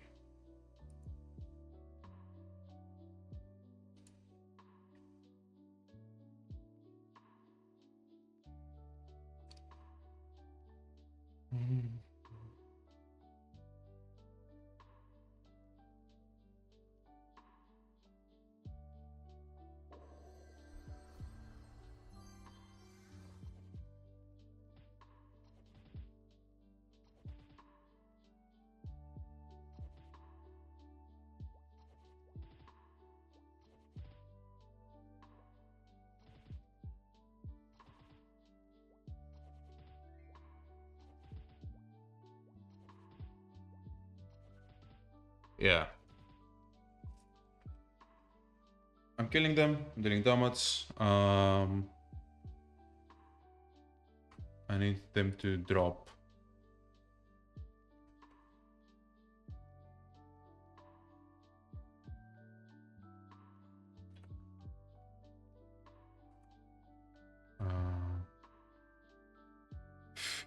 What was it? It was called Horny Mushroom. Horny Mushroom item table. Let's duplicate that. And Meso item table. Meso item table. And they can drop 1, 2, or 3.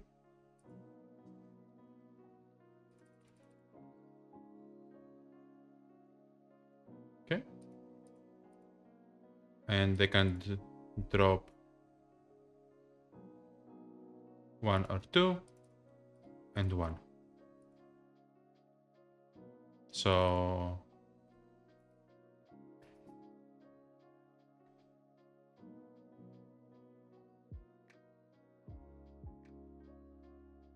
yeah. No, I should delete this once. Why did I don't want to test. I know it works. Not yet, but it will in a bit.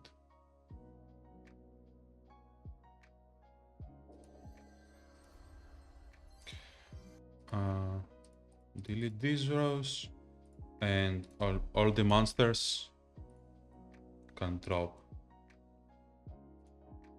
the stuff from the Meso item table. Okay, they have 1000 HP. I'm gonna make them have 100 HP, and our character should have damage equal to whatever we have in the stats. Like, get this damage. So, I don't need one. So, like a 7 calculates damage somewhere. Calculate damage. If attack info,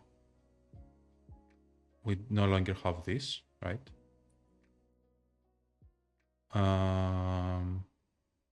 If attack info is like a 7 attack info, then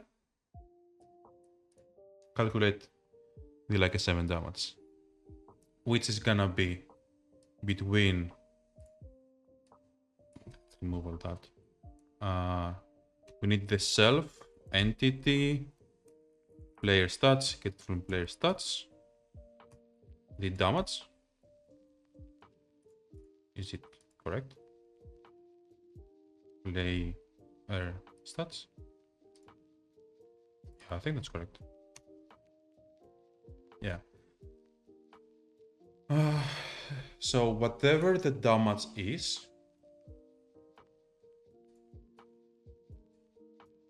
I want you to randomize it a bit.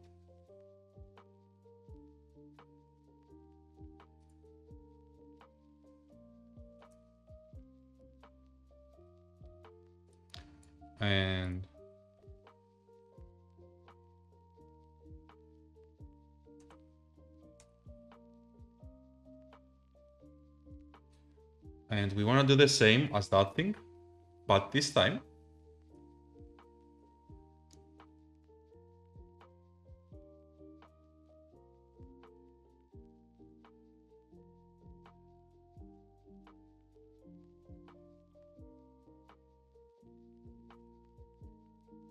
no, it just went down.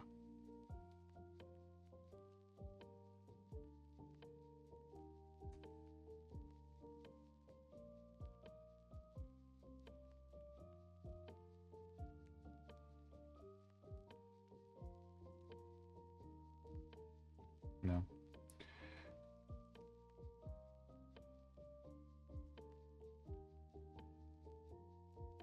Higher damage gets proportionally higher damage variations. Yeah, what? Why? Isn't 30% enough? What? Damage variation.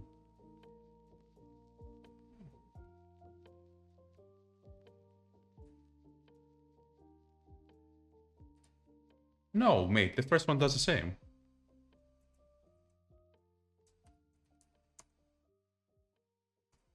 Isn't the first one also 30%?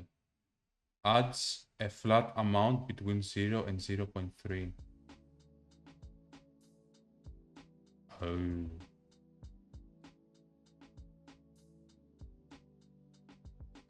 Okay, we're gonna do the 30% one.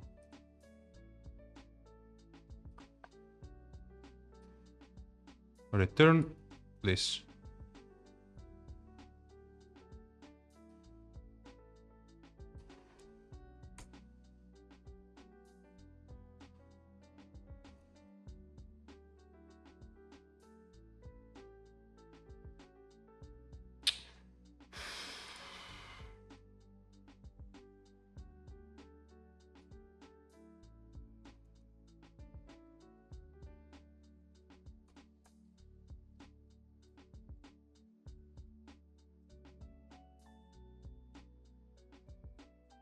So what do we return?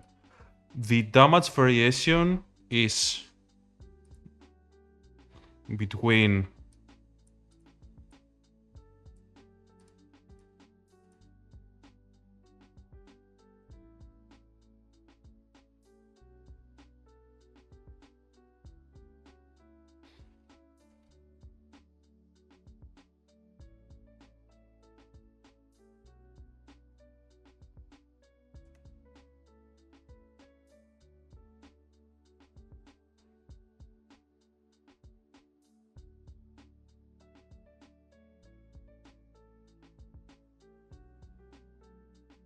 let's add an error somewhere.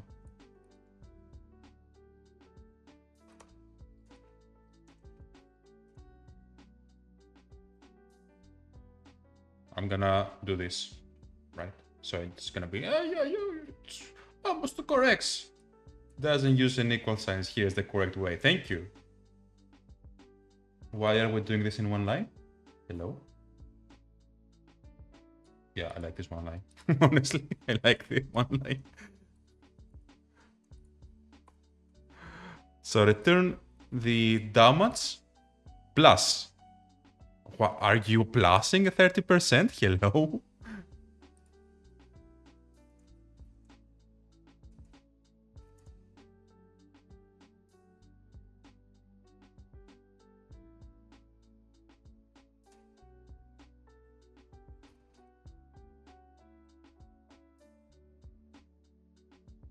Yeah, you just do a minus here, right?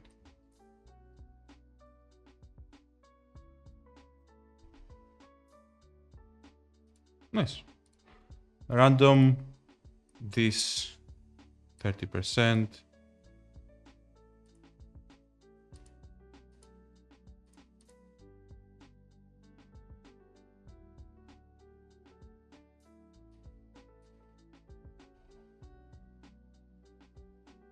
Else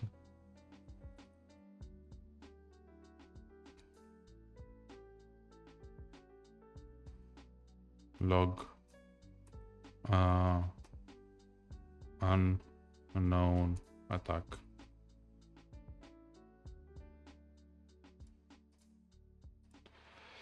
Okay, clear this and hit play. What did we set our? I think we set our damage to 10 or something.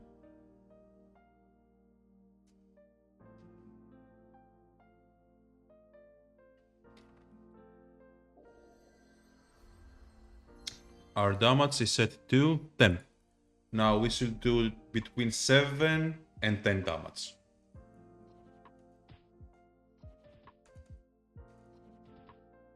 Plus criticals, right?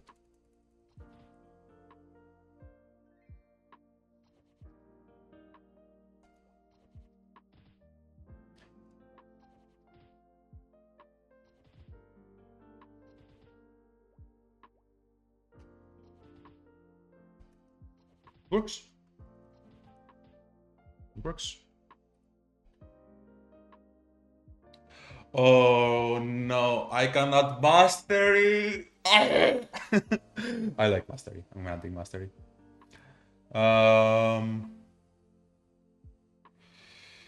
So what we're gonna do is change.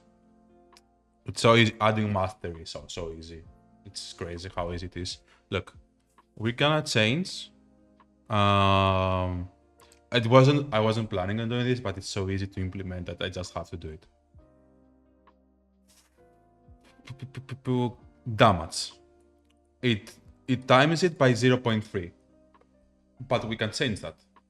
We can do it times the mastery. So times players from player stats get the mastery, right? And we're gonna make mastery right now in player stats. Mastery is 0.3 right now. So 30% is if it's 0.3, that means it's 70% mastery. If it's 0.8, which is a normal mastery for MapleStory, that means you can deal between 0.2 and 10 damage. And the player, we're gonna display to the player that he has 20% mastery. And he can increase the mastery to 30, 40, 50, 60, 70, 80, 90. 90 is enough.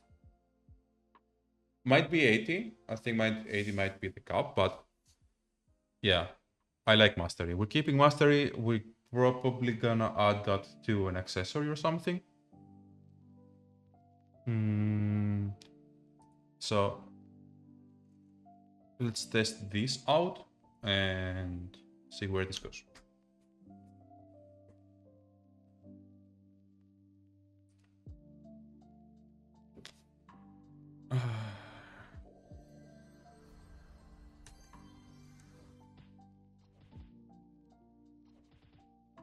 Yeah, I saw it too. Over there. 0. Guard. What? Yellow. What is a guard? 1. Yellow. What?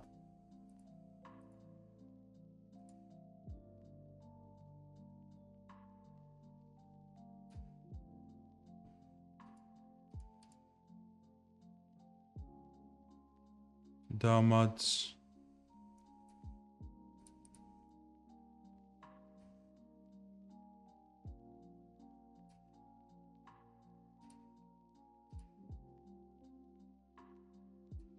Why are you missing this here? Times 0.8.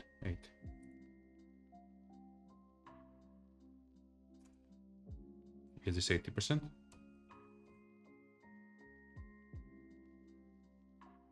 Well, I'm sorry about that.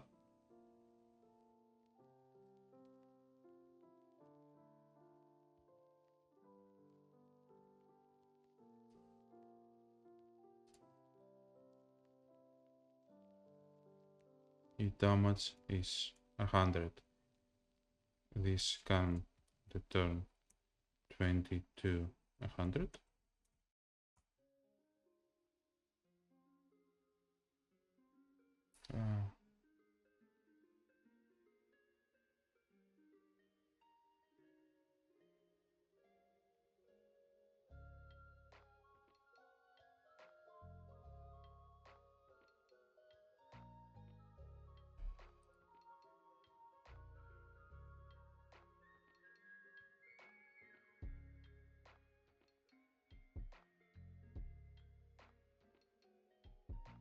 Mate, I want a reasonable number.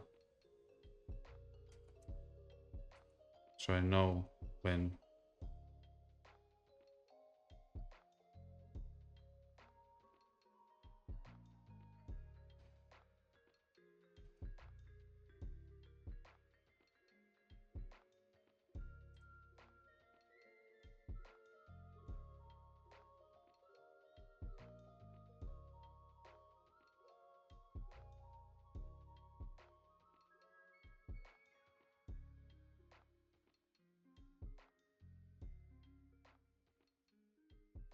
Why did you not do this from the beginning?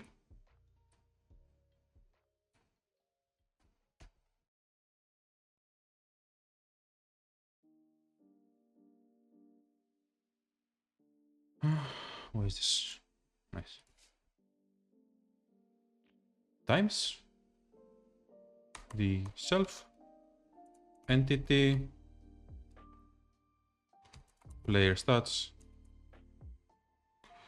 mastery. Nice.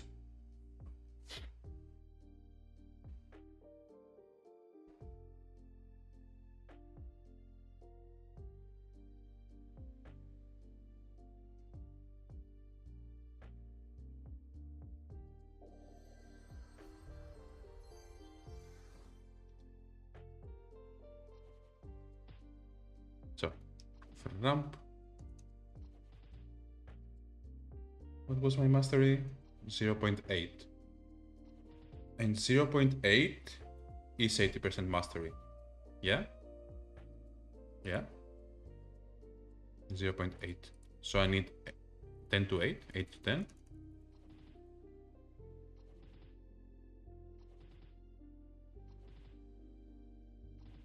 I'm still getting 2s.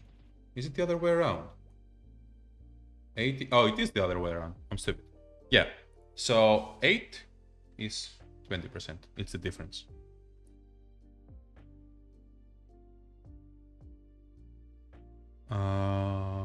Yeah, works out because now when we display to our player 20%, we just need to set this to 0.8, and when we display the player 80%, we just need to put this to 0.2, and it works. Perfect. We have mastery as a stat. Next stat. We did the damage. Now the player does 10 damage. I think 10 is nice because then you can go, oh, here's extra 10 damage, here's extra 10 damage, here's extra 50 damage, and then you go from 10 to 20 to 40 to 50 to 100, right? Because you're like, oh, you're 50, you're doing 50 damage now, and then here's 50 more, and you're like, what? Double damage? Yes, give me that upgrade. So I think this is nice. HP. If I remember, this doesn't work. So this didn't work because this also didn't work, and this also didn't work. The rest are nice. So damage defense. Now the monsters deal damage. Monster attack. The monsters deal damage based on some factors. Let me pause for a quick second. We're gonna check this out. We are back. And I'm gonna change the window over here because we need to do some reading. Let's read first and implementation of exercise. So this was from MapleJam. This is in increasing body size.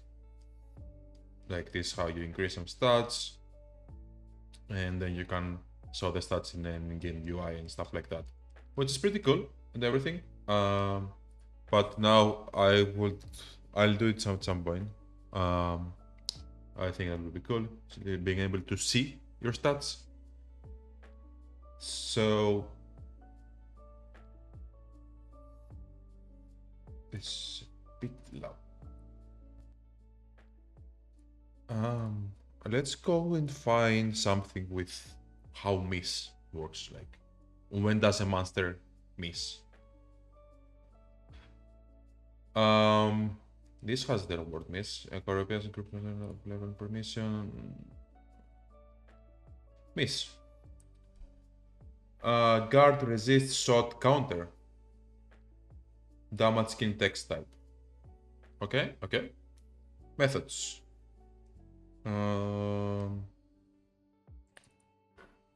So, is there anything else? Skin service. I don't see anything for the miss. But this is good enough. So, if I set damage skin text type to miss to 0, right? It's gonna output the miss damage skin. So I want there to be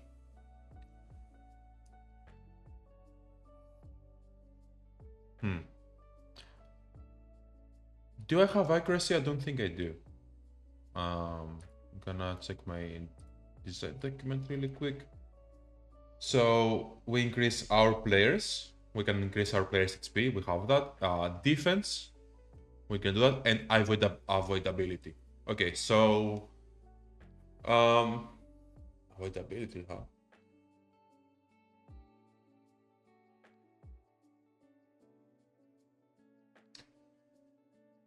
Let me type in belt mastery really quickly because I think that's fun. So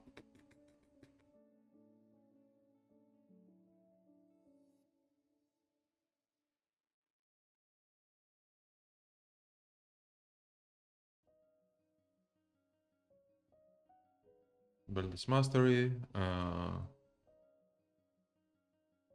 I'm gonna do some like glasses equals accuracy, for example, right? And we have bottom for avoidability. Now, avoidability basically should give you a chance to avoid an attack.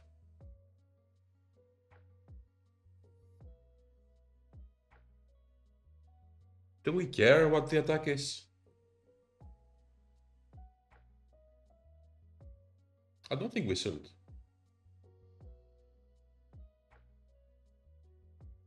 Like, if it's a stronger attack,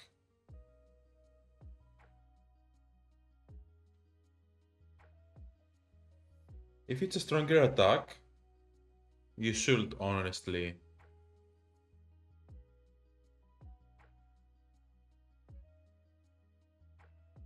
no, I want the avoidability to be avoid ability regardless of the attack, right? There is a 1% chance, like you dodge 1 every 100 moves, right? And let's say at the max level, you have a 1 in 3 chance to dodge an attack. But actually, with the amount of attacks I want to put in the game, like imagining bullet hell thing, right? And like tons of attacks coming at you. Some are gonna hit, and I would like you to avoid some of those just by missing, right? It was by misses. So avoidability can go all the way up to 50%. That's good. And it should honestly start with 0, and you can upgrade it up to 50 because it's not that good, much of a stat. And it's good. It's okay. It's okay if you dodge every single attack, no matter how much damage it does. Even if it's like a really big attack, and if I want a specific attack to not, for you not to be able to avoid it, I'll just do that for that specific attack. Yeah. So we're done with this copy, and let's go and try and implement avoidability. So the monsters are attacking. This is the monster attack script. So let's take a look. And it's attacking the near player. Yes. Attack fast. Collision group player. And it spawns the skin. The... What? Oh, that's on the player. Yeah.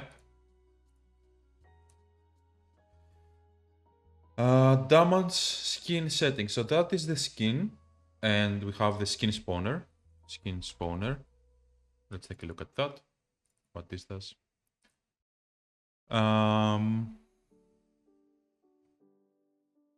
Doesn't say. Doesn't say.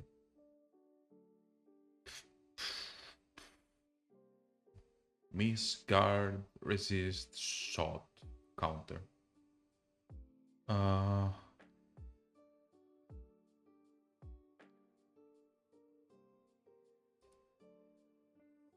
Player hit. When the... Why is there a 0 over there? I don't remember a 0. Why is there a 0? Hello? Oh, I think I remember why. Export the monster, alt inventory.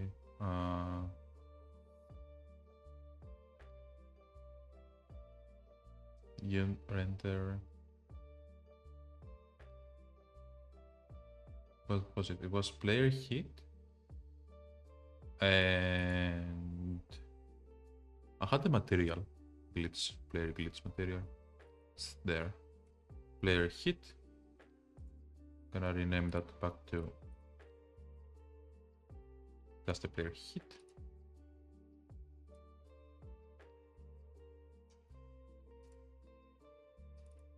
Okay. And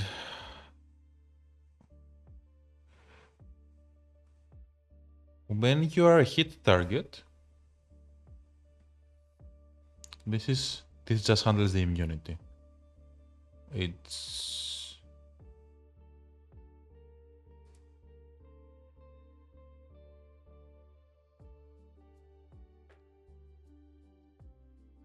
This just stops you from being a hit target for a bit.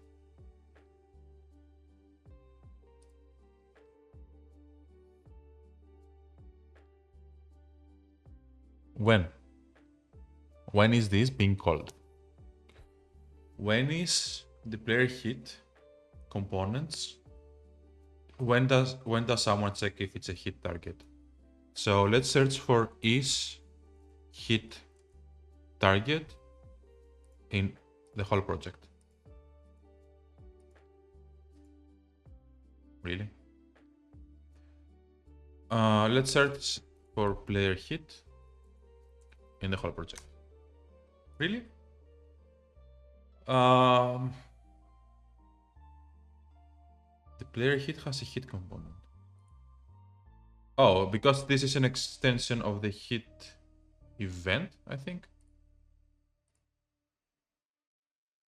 Right? No? I don't.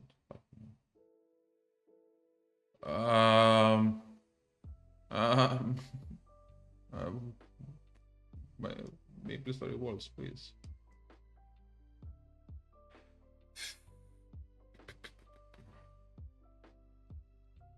Let's go back to monster attack.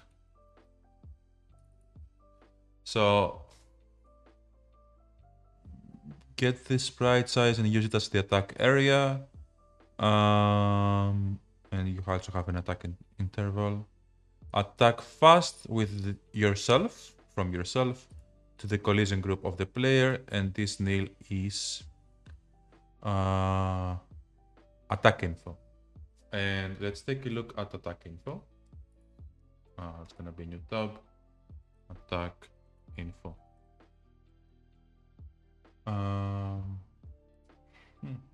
It's under there. So, attack info is custom data that can be used as needed.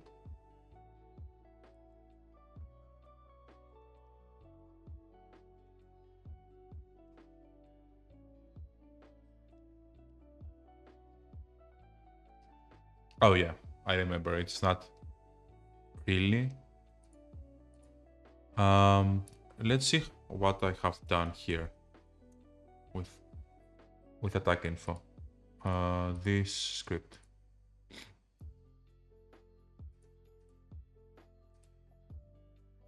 What? Attack. I want the player attack. Player attack. Attack info. If attack info is this, then do that. Okay, and we can override some stuff.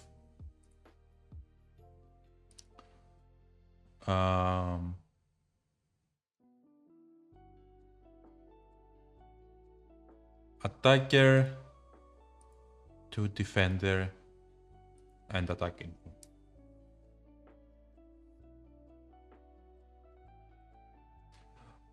I want it when the monster attacks on the defender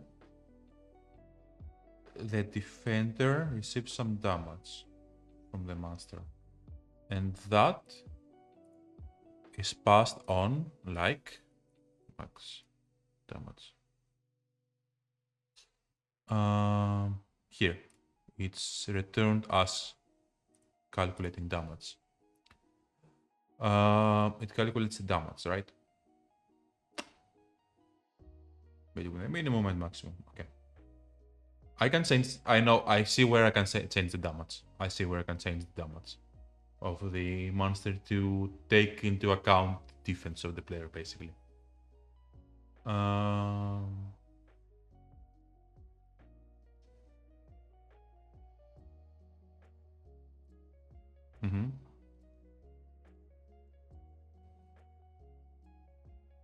Is a target? Yeah, it checks if the target is actually an attack target because you have a bit of immunity. Skin? Not here, right?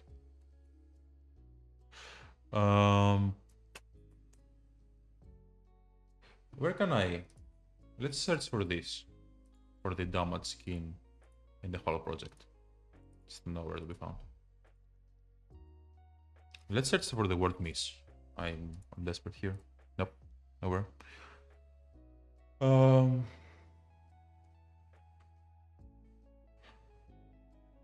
Path damage. When the monster attacks the player with where is the attack? Attack. It should be an attack fast somewhere. Is this so? This is it? Okay. So it attacks fast the player with itself to the player with some attack info. And it does that if it's a valid transfer component. Yeah, because it does some checks with shape, size, and angles, whatever. Attack near. When do you attack near?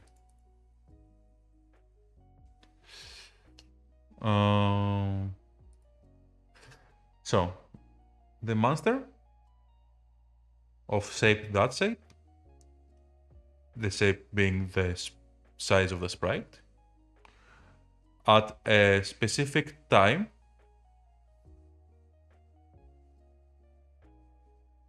set timer repeat. It repeats the function every 0.03 seconds, right? It keeps attacking. It just checks every 0.03 0.03 seconds if you're there. And if it finds you, it will, and the monster is not dead, right? It will attack near. And that's it, basically. Attack interval, yeah, it doesn't do anything else. It will just attack near. It will do an attack fast. And on the attack component, we can override some info. Like,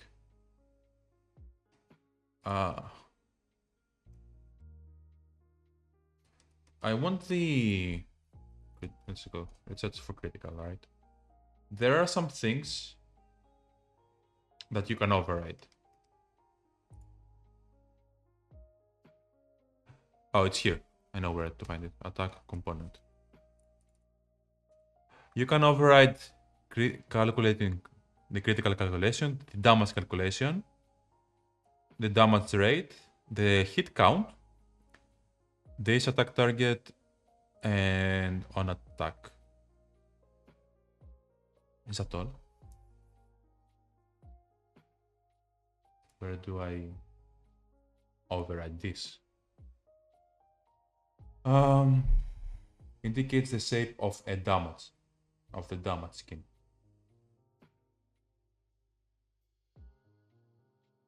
Counter. The shape is usually 4. Damage skin text type is a function from converts numbers to the application applied to type.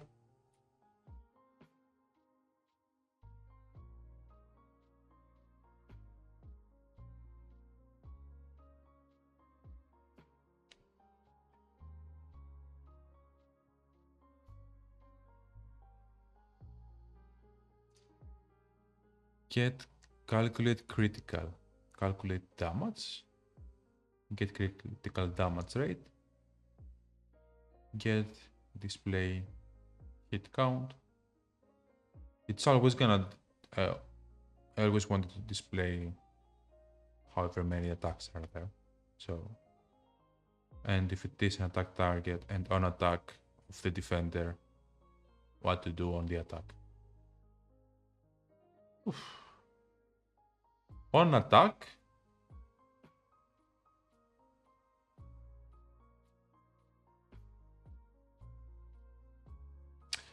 man, like this is one of the most important things in the game, how one entity attacks the other, and the documentation we have is basically like this, like one page. Damage skin service. Play text damage. Outputs the damage skins suitable for damage skin text type. Oh.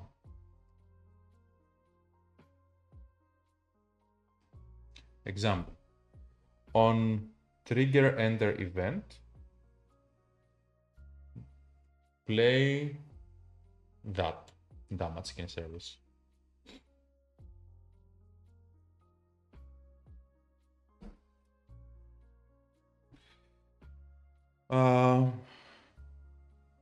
Okay. So if I go to monster attack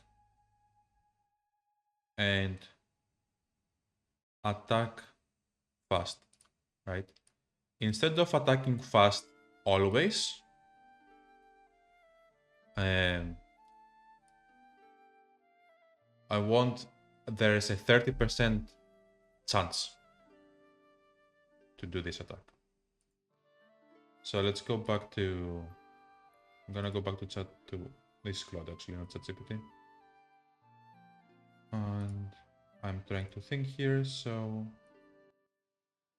music you're gonna set up for it or super low. Claude.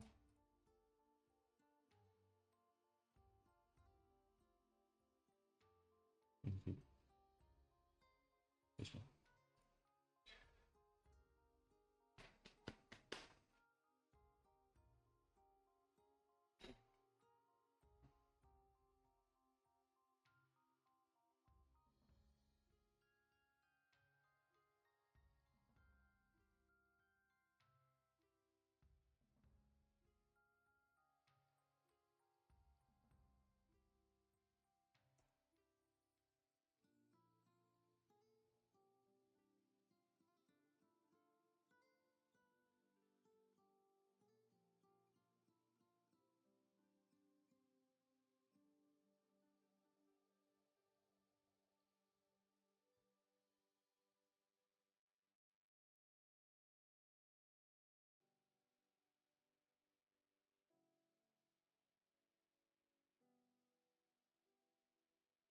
So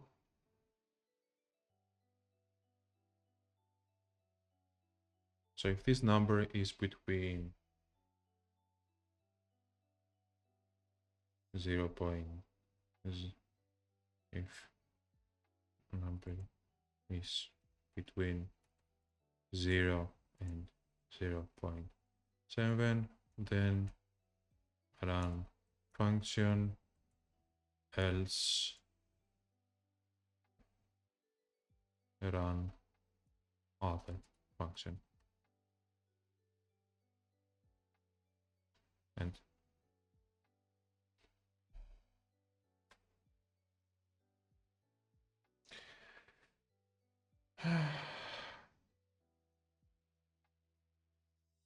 what?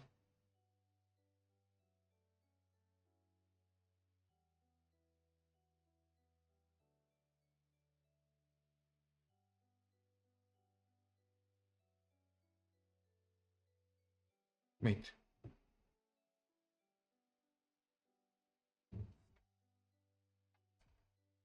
Sometimes I want to change the, what is it, parameter? Property. The property to 70%, sometimes 40%, sometimes 20%.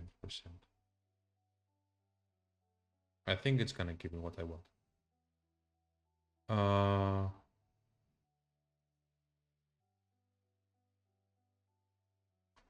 I just want to save once.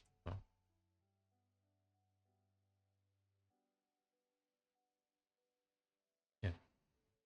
Chance to run. That's good. So this gives you a 40% chance to run the function to attack. If this is set to 1, this will be 100% chance to run.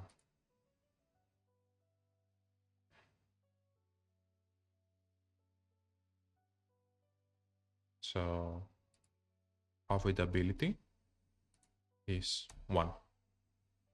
You don't have avoidability yet.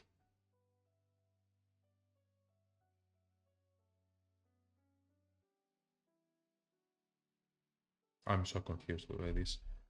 The missed chance, hit chance, avoidability, hit chance. Okay, so if it's 0.9,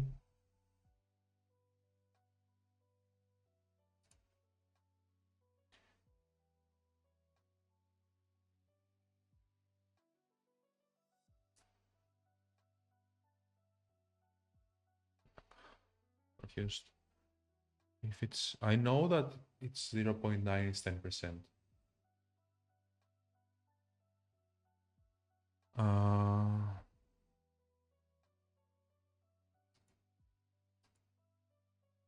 Where was it? Monster attack.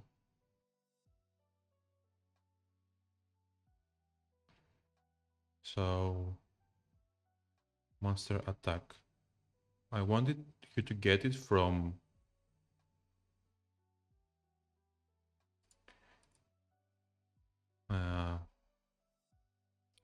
the entity service. Actually, from the defender. Can I do something with defender?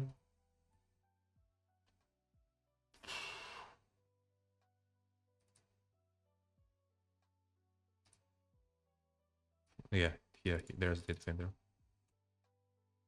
From the player that you collided with, from the player stats, get the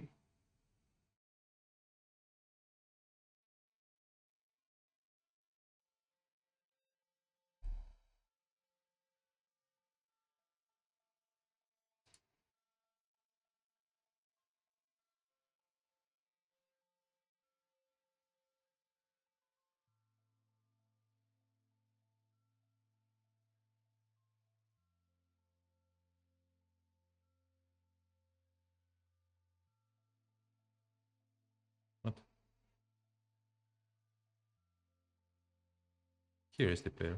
Defender player component, right? This has a defender. This doesn't have a defender. Transfer component is attack target.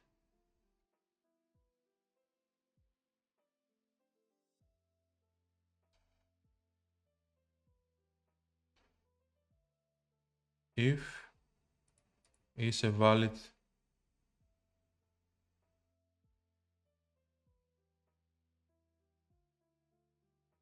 oh, sorry.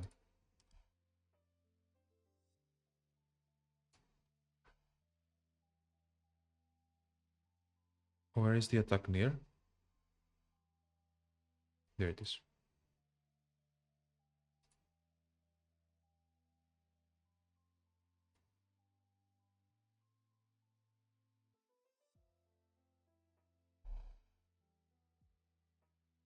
Here, it attacks near.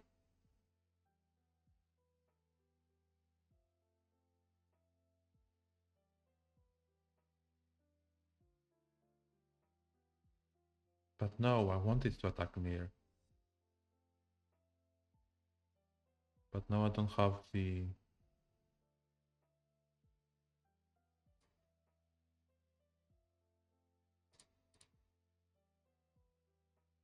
Transfer to vector function, attack the near. Radian offset, shape size, shape position, attack the collision group player.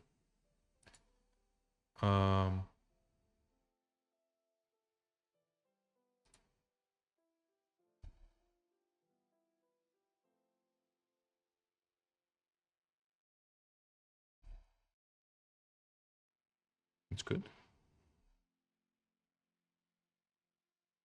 Does the player have something that's called player? Just player. I think it just... Oh, it does. It does, it does, it does. Yeah, it does. So, from the avoidability. Yeah. So the chance to hit, you get it from there, right? And if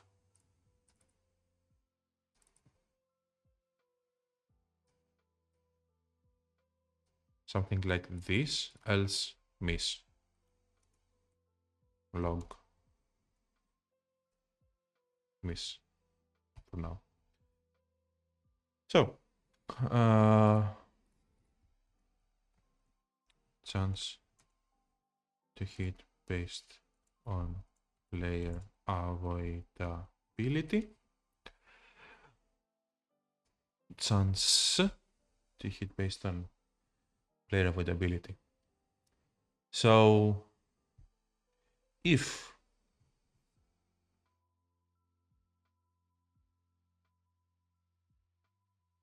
let's say as you want, let's just run the first function 40% of the time.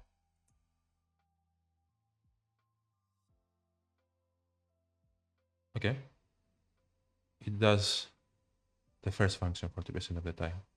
So if my avoidability is 1, it should run the first function 100% of the time. If my avoidability is 0, it should run the first function 0% of the time. So if my avoidability is 1, that's big. 100% avoidability. So let's do it the other way around, right? So let's say that my avoidability is 0. I don't have avoidability. I would like you to miss 0% of the time and attack 100% of the time.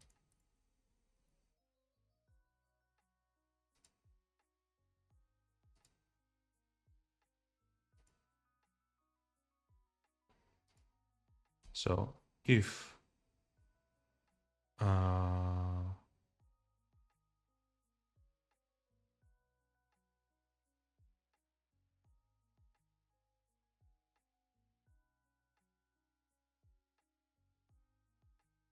okay, there is stats.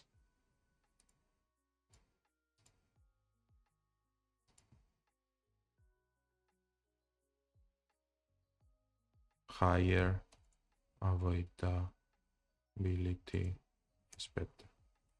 Yeah, higher is better. If you have more avoidability, more chance to meet. Means more chance to miss.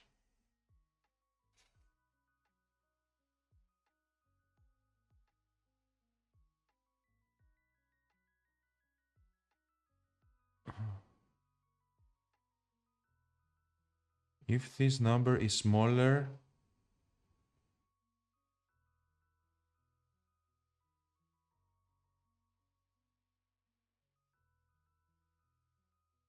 if this number that we generated a number between 0 and 1, is smaller or equals to 0,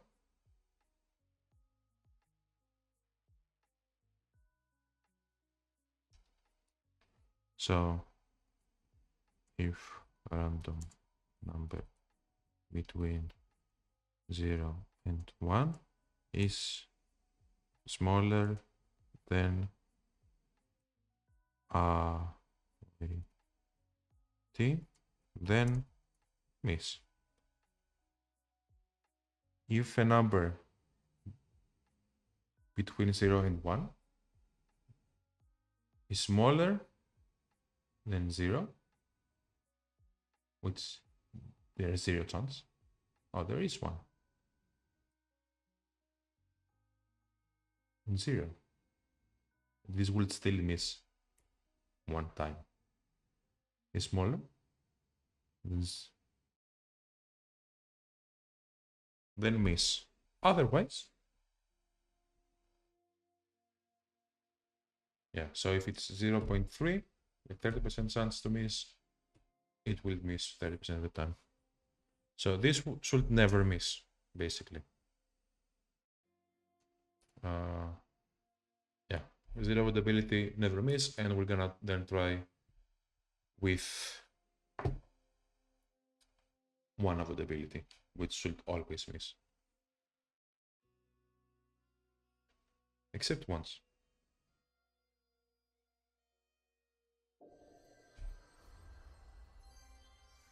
You're trying to index something here. I don't know what. We're gonna test in a bit. Yep, something with the monsters.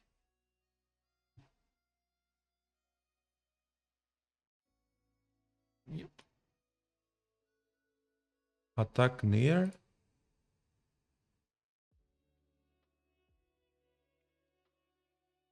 You could not find what?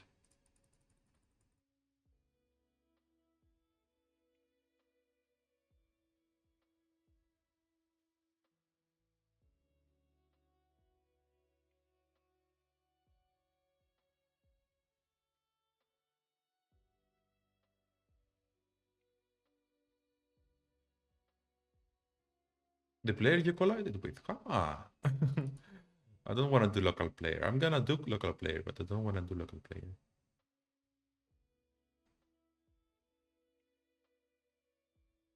Oh, because this attacks with a box, right? It creates a box, and if it collides with a player, it attacks him, right? So it doesn't know who the player is until the attack fast happens. And we cannot really edit the attack fast, so we're just gonna get the entity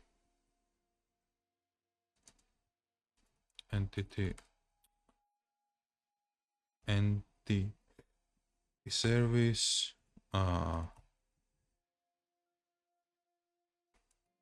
local.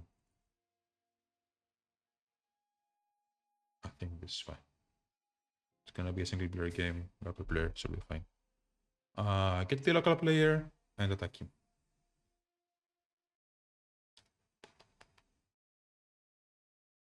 Local player.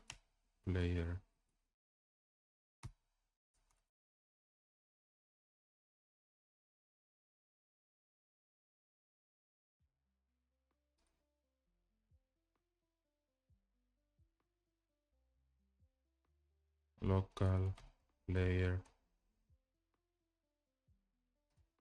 local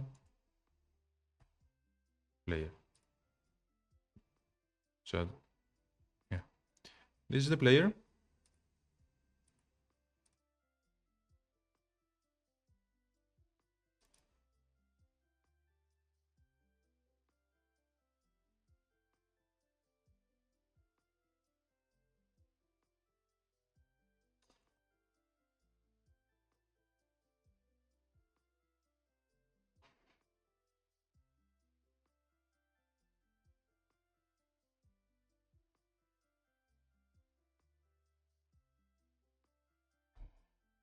I don't remember how it was. Local player.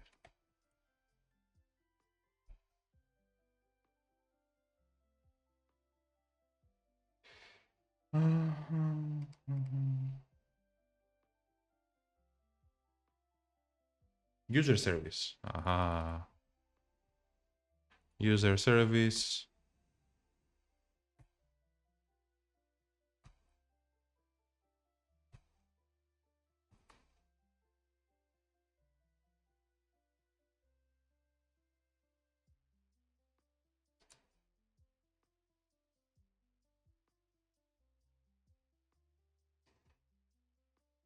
It's that simple. User service dot local player. This is the player. I want the player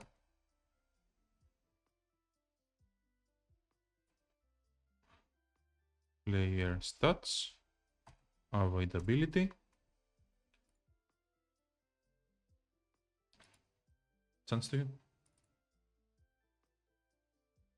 miss.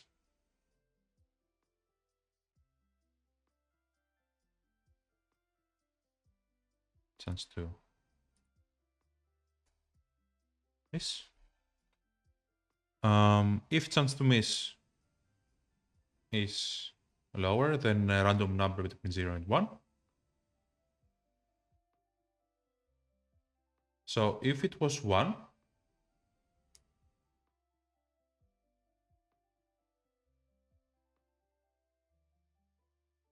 I will have a number between 0 and 1 and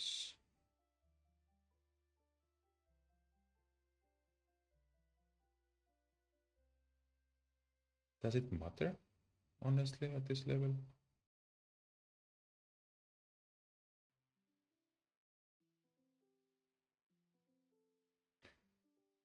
You're never getting 1 anyways, 1 avoidability. If a number between 0 and 1, which can be both 0 and 1, is lower than the chance to miss. So if the avoidability is 1 and the chance to miss is, and the random number is also 1, you're not missing when you should. But if it's 0 now and chance to miss is also 0, you should.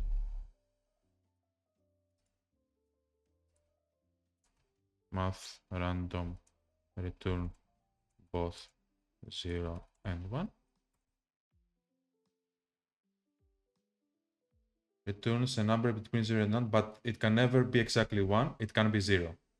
Oh, nice. So,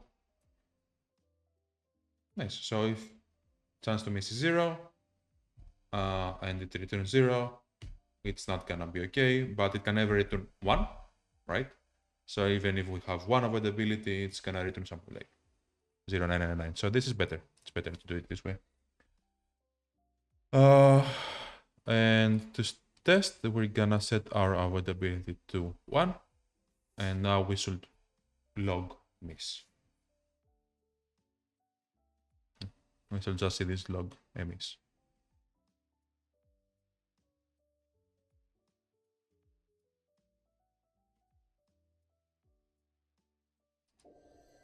I'm still seeing errors. Well, what's your problem?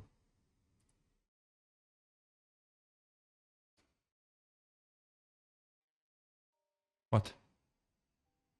What?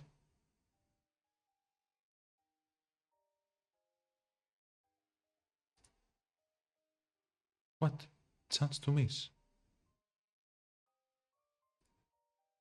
You cannot attack near because you cannot chance to miss the player stats avoidability. Player stats avoidability.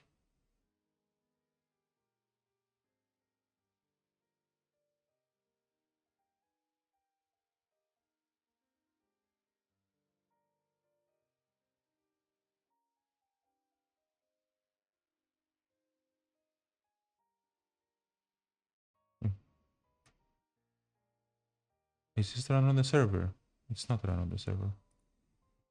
User service. My player is this. Do no, this is correct. User service.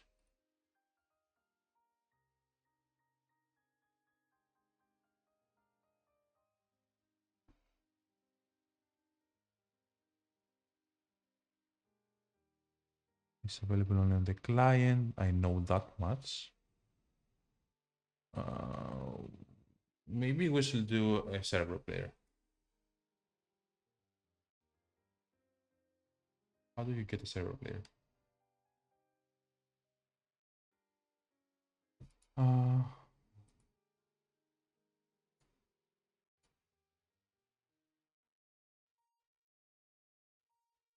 Get entity by user ID.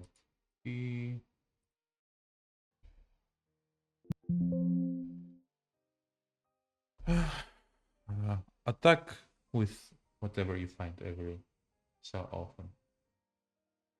And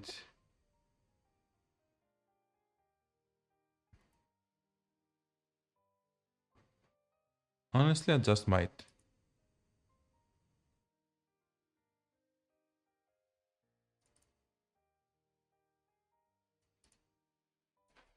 Is attack target on the whole project?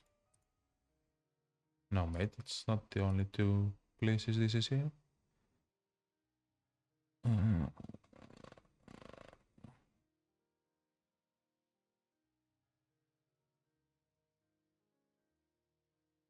If is valid, defender player component.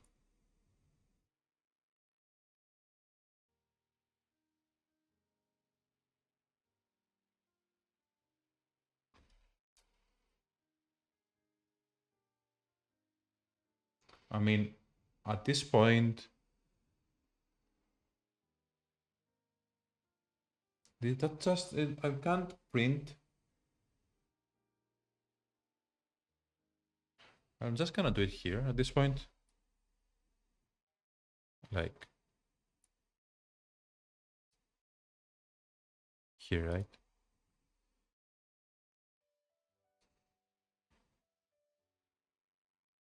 If it's not a valid target, return false. Otherwise, return this.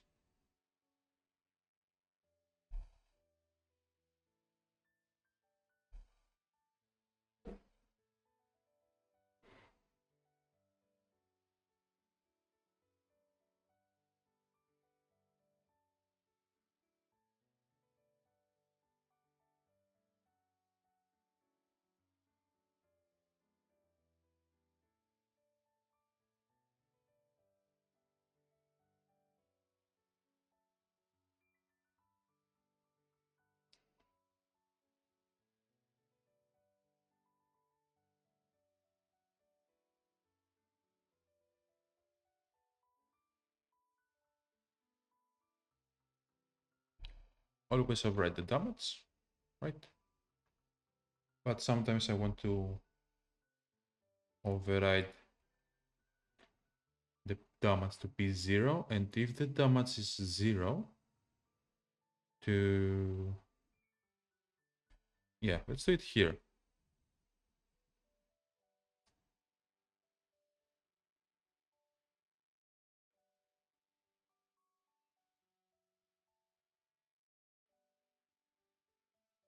So we have the defender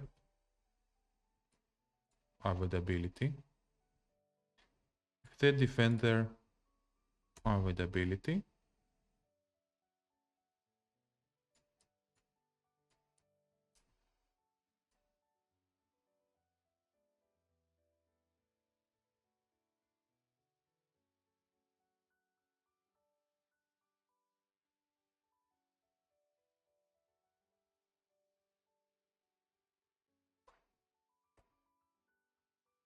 yeah, so it's gonna attack log miss and return 0, right?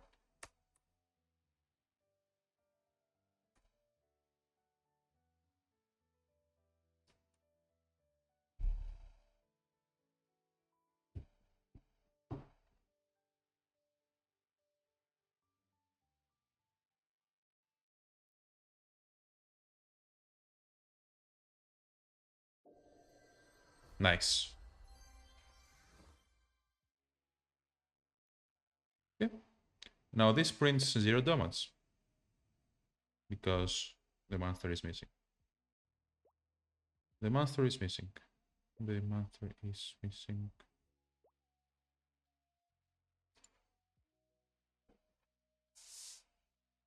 And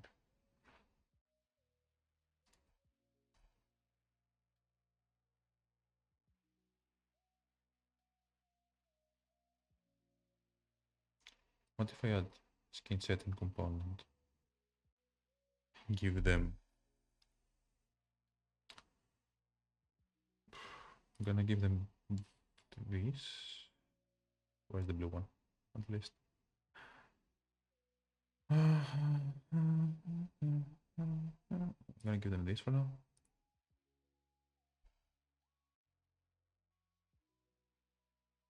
So I wanna say that is the monster the one that spawns?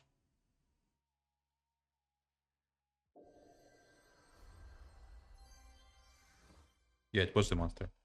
So the same way it's the monster, I think I can go back to the documentation and find that damage skin setting, I think. Can I log in?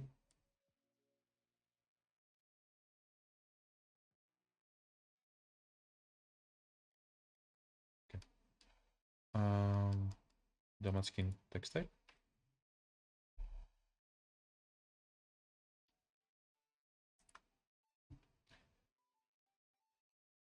And I also want the damage skin service.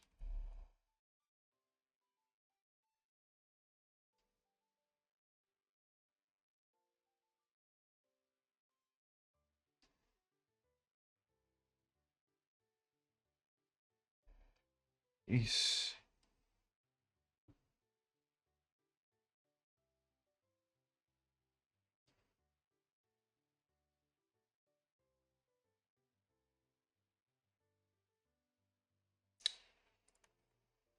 read this please for me. And this.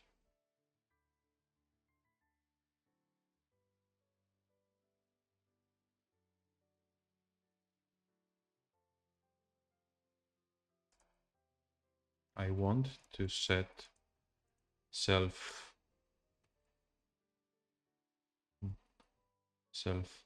damage skin text type to miss.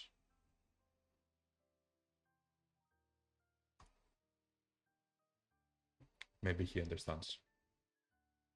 Which is 0, you have a few options. What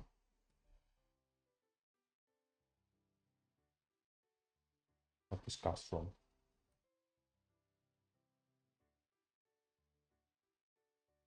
No, I just want this. Is it that simple? Master attack is... Where did we put the miss? There it is. Uh, if this is the case of a miss, I want to do self damage. Entity damage skin.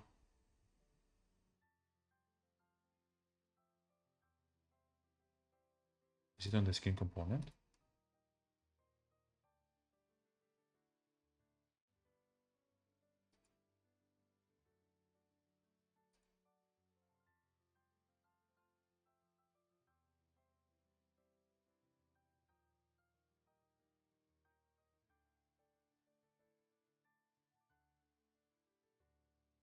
Damage skin spawner, and there's a damage skin setting.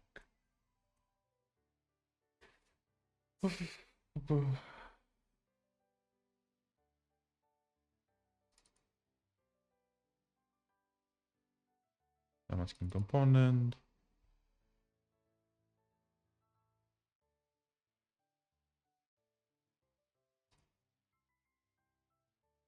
Nope. Nothing useful here.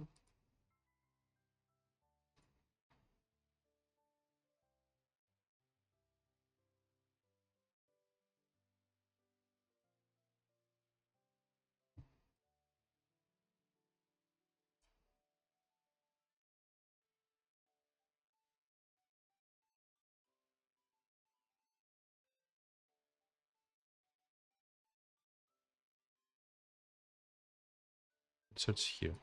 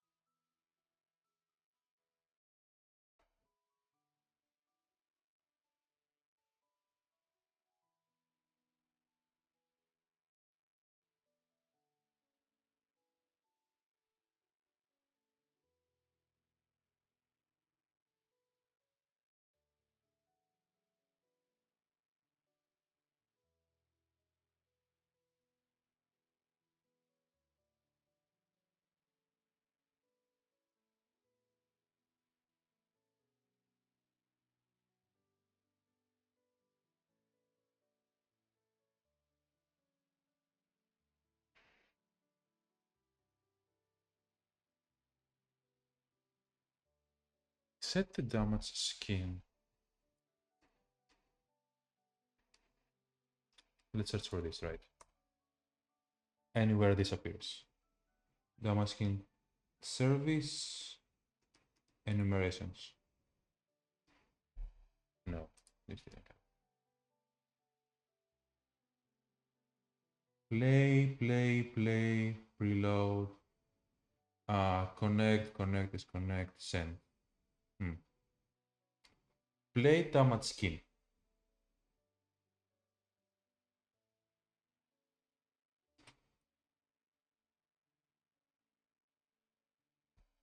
Damage skin service. I don't want to use the service though. Damage skin spawner. This one. It examples. Okay, this might help.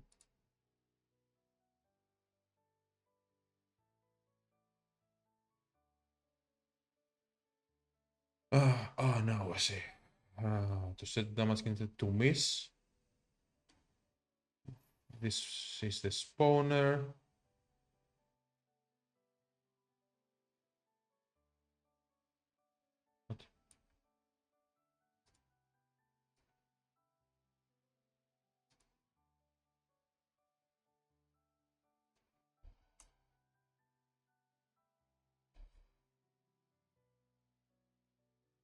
You didn't find it there. There's nothing there. This isn't there. Let's see if it's not here.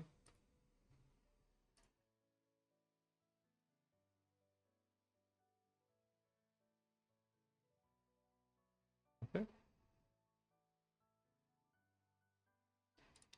Offset, you can change the offset, and that's about it.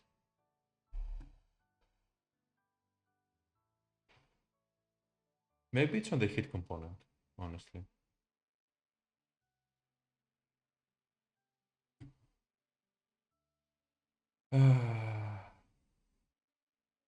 Box offset, size, collider name, collision group, polygon points.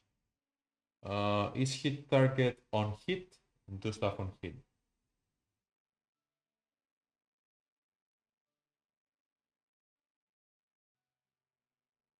Count and stuff like that, right? When you get hit events.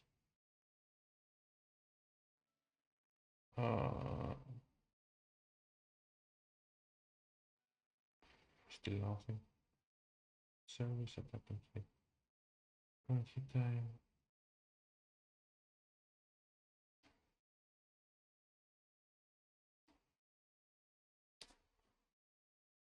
Damage, skin, spore, nerve component, and maybe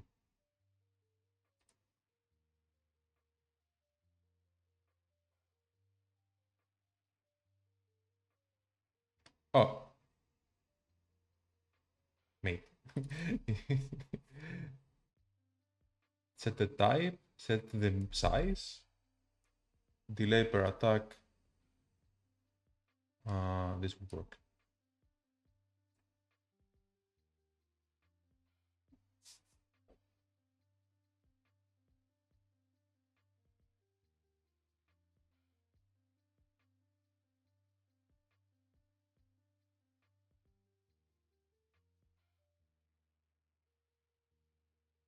Oh, this is damage skin ID.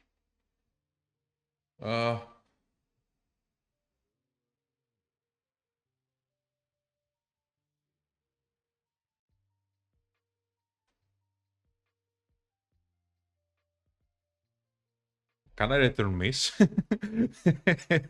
Just return miss. Okay. Yeah, it expects an integer. Why though? What if I'm returning a 0 and it just prints 0 damage, while I want to return like a miss? Oof. What if I return a -1? You know, be like, oh, it's a code. If you return -1, it misses. Something random like that.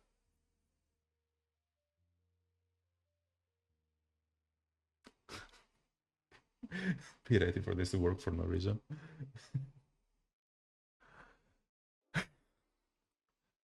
Just don't work. Just don't. You know, just don't work. No! It's so random. It's so random. Yeah, you want to miss, just return -1. That's a miss. Simple. Nothing else. No skin setting, anything. Just return a miss. Okay, we don't. When it's a miss, I should also not do that, right? I should also not reset the attack.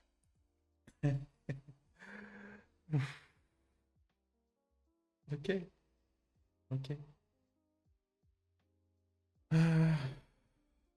um.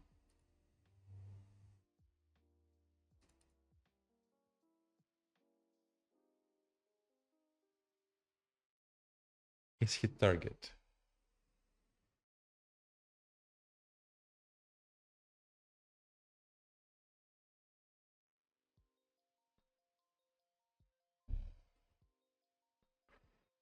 I don't want this to run if it's a miss. But this already ran on attack. Because attack makes you a hit target. What if you you're still a hit target. So it's not like you have 30% chance of being a hit target. No, wouldn't work. I want you to get the immunity. Just not the knockback. No, that wouldn't work. Player attack. Monster attack, sorry. Cancel. Return -1. No longer need to do that. If defender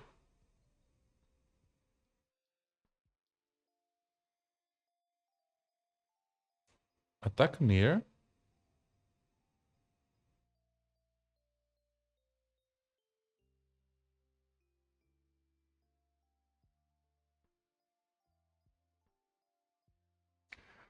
I think we do it here on the attack target.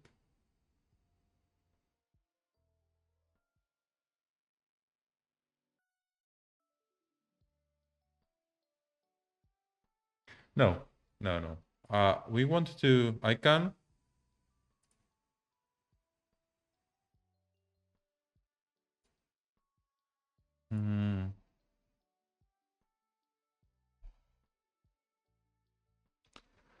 get display here.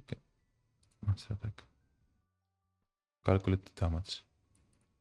I want if the damage is miss,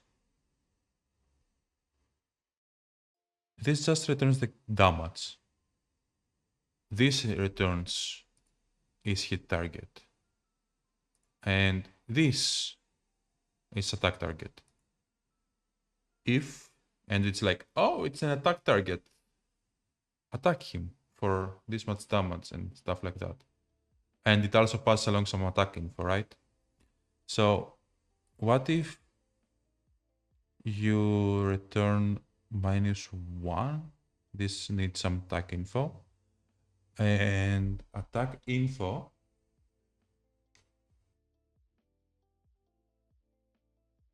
when is damage calculated?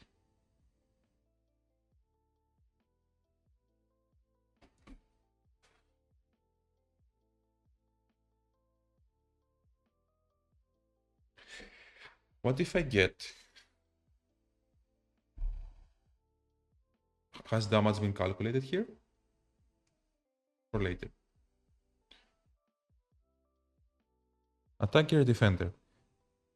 You know, because attack fast is like, it spawns the box that attacks.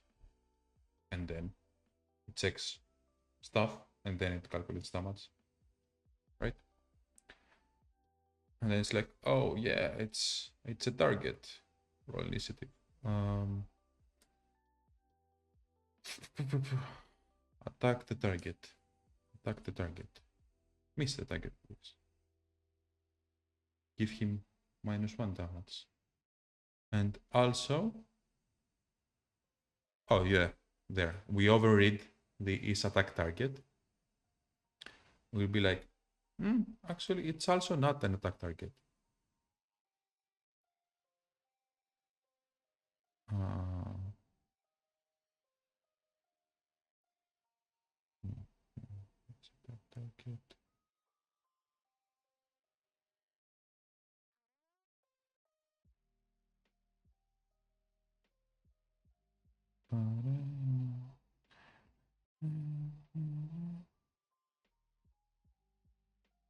Okay, I have an idea. Attack near. And it attacks and it has attack info. And we're gonna have a local attack info. Maybe not that local. What do I do here? Is it a local attack info here?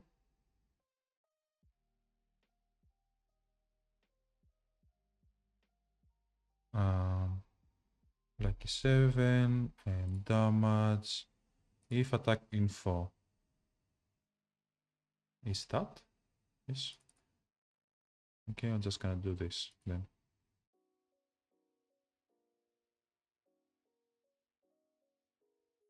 Um,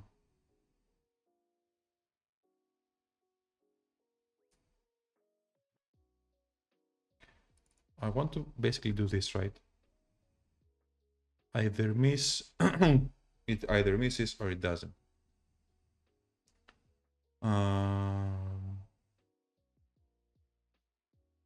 Does this get passed on here? It does. So let's set this to nil, right?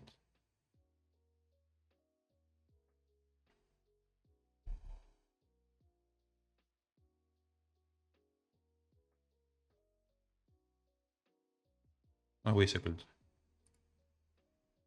Put my if statement here, up there.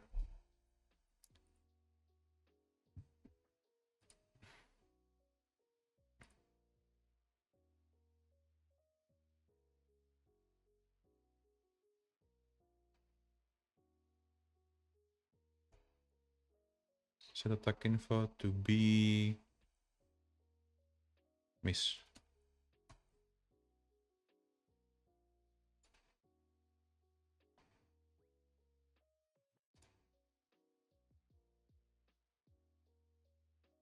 Otherwise, it needs to do nothing.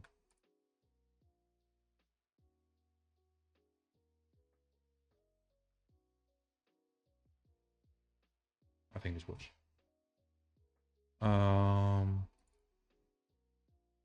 And the player hit. And here, last hit time start. Just don't do this too, right? Oh. So these two, if attack info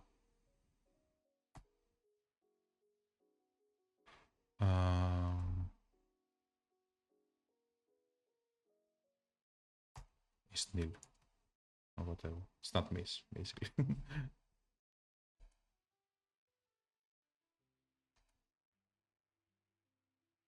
For now.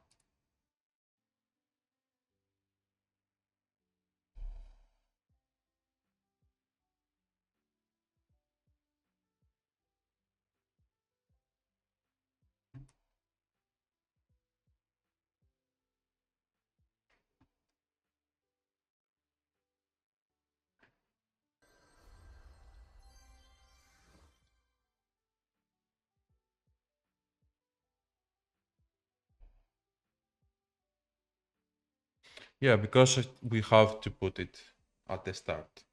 We just have to.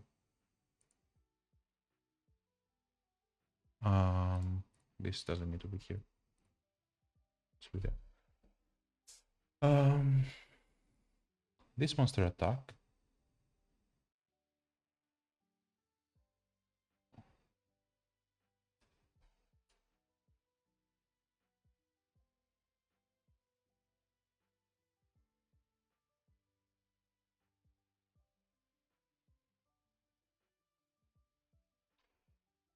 Attack here.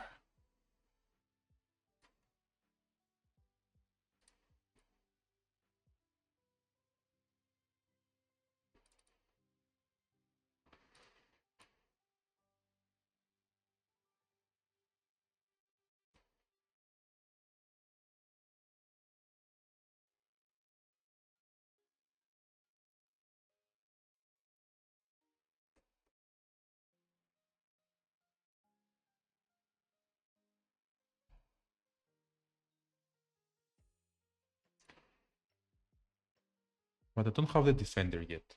That's the point.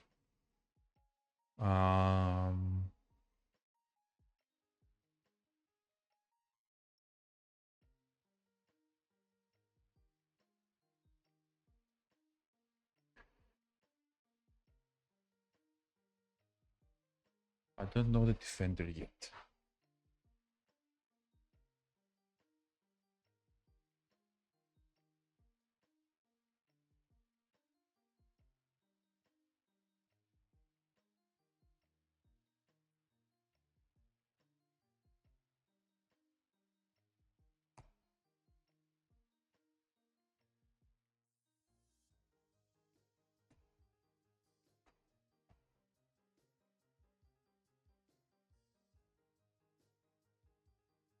player entity. No,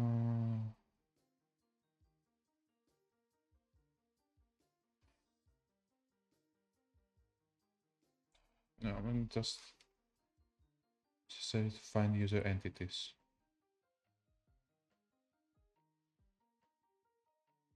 Server and client, execution space and stuff. I know that much. User enter event.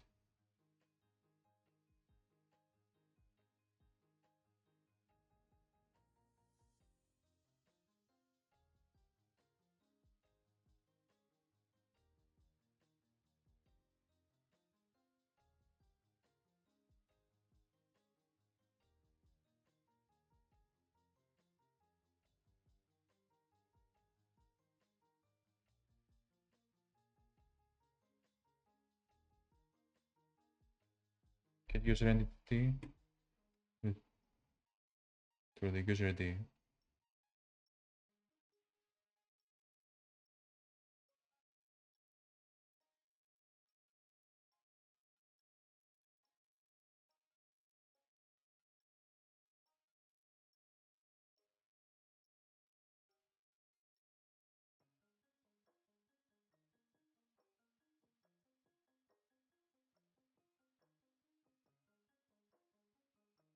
Is attack fast server only?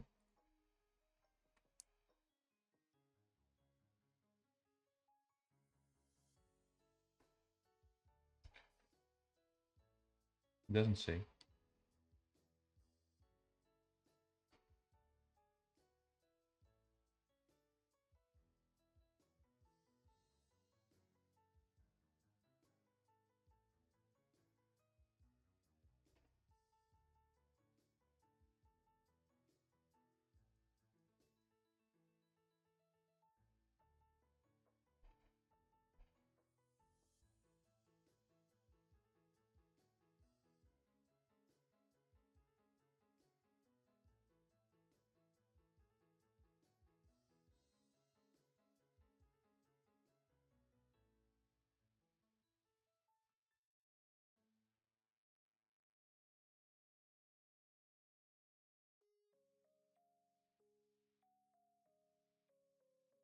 Attack.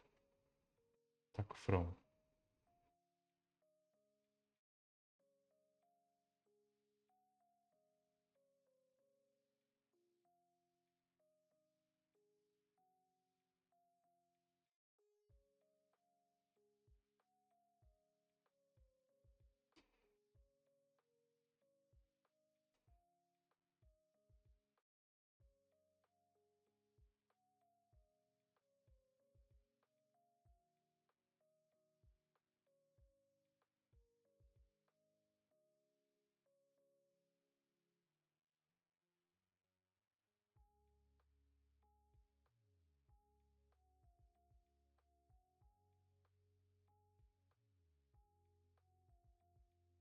I don't know yet about the user.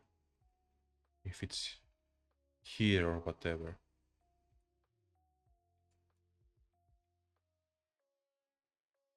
Can I go back?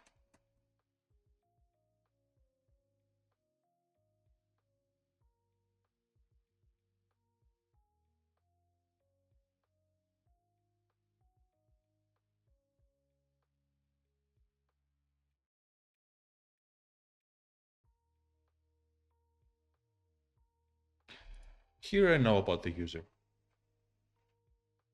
And there's a chance to miss. And get some attack info stuff.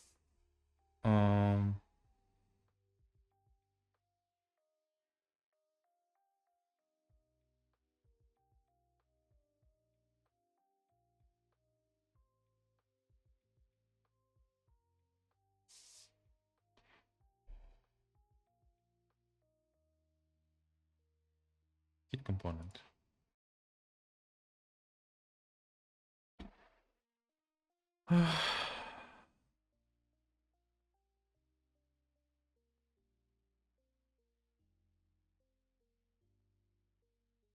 On hit attacker, damage, There it is. On hit, it has damage.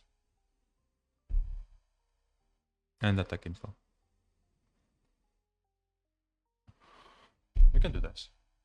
Integer damage. And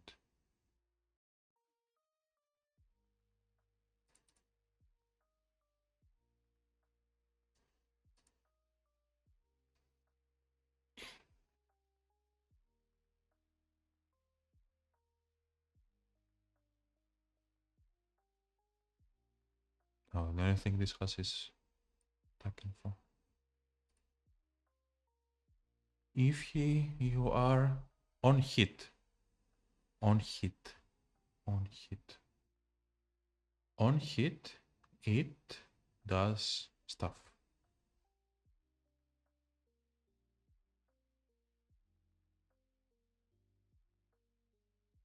Attacker, damage, critical.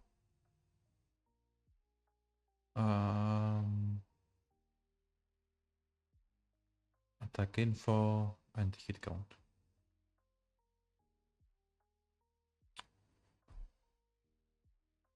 Oof. On hit.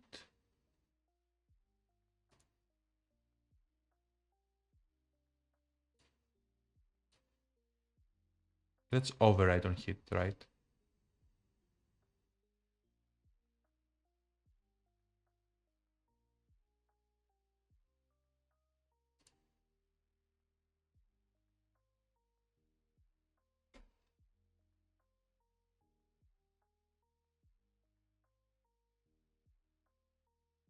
Yeah, let's do that.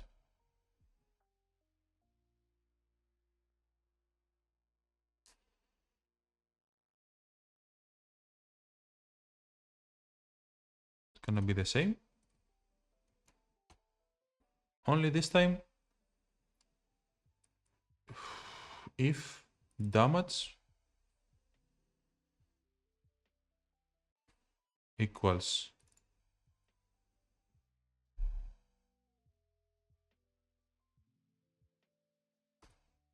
bigger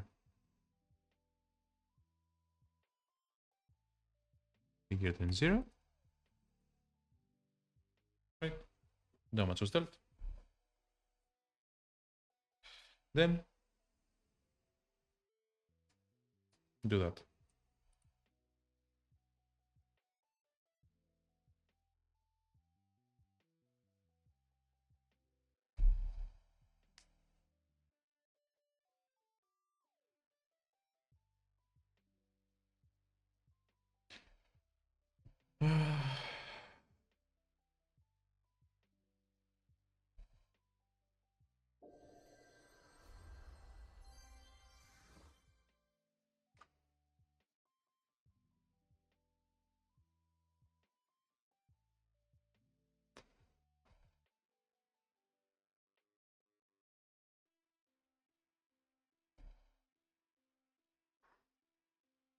Nice, nice, nice, nice.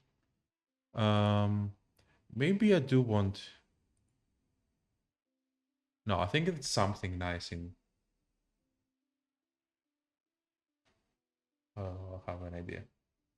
I have an idea. I have an idea. Wait, where is it? It's called. It's called. Is it called substitution or something? It's called.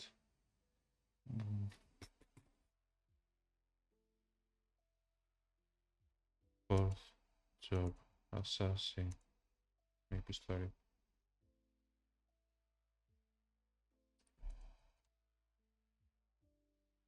What was fourth job called?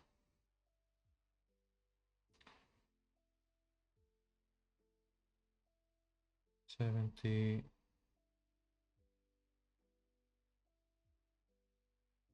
There it is.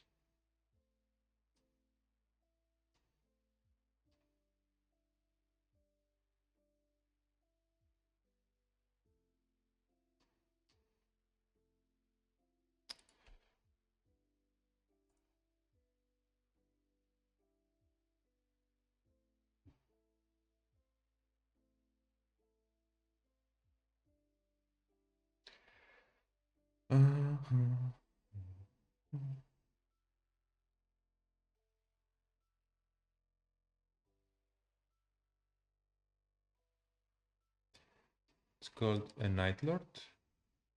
Or was I think the Shadower had the thing. Maybe Night Lord also has it. I think it's Shadower. Shadower definitely has that, what I'm thinking about. Shadow Shifter. Yeah, that's it, right? And this one, it's called the same.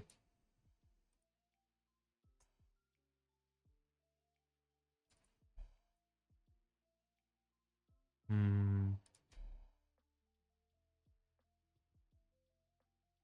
Hmm.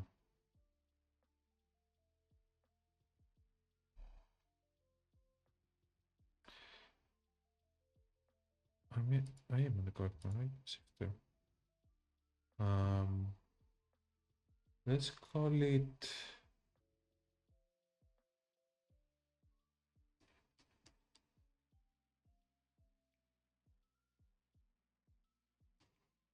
Shifter.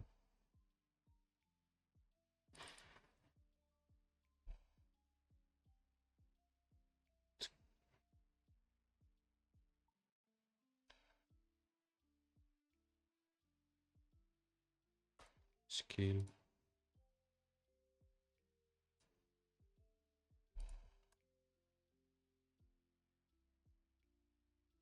Mm, Oof. Search by emails. No way. Can I do this?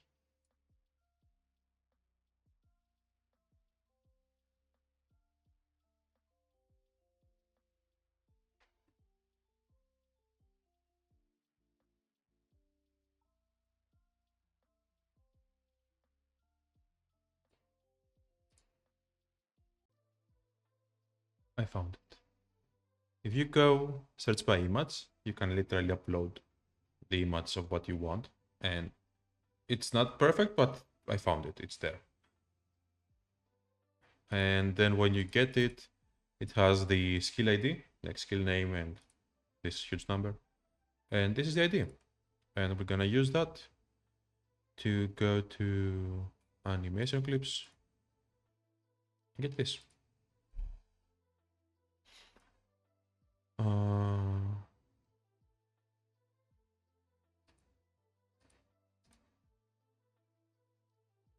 Okay, hit.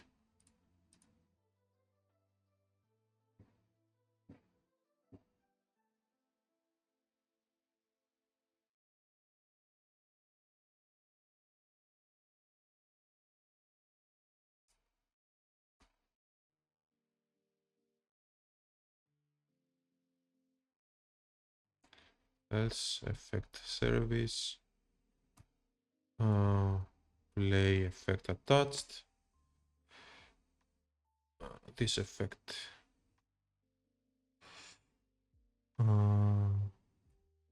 On the self entity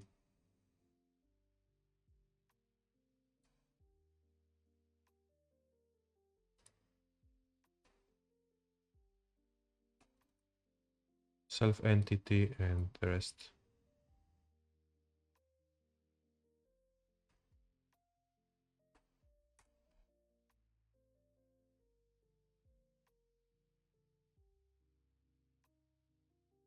Well, this shouldn't be whatever.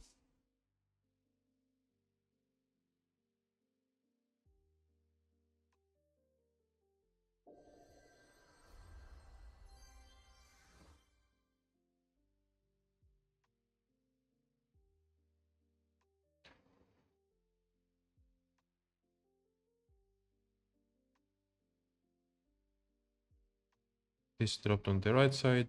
This dropped on the right side again.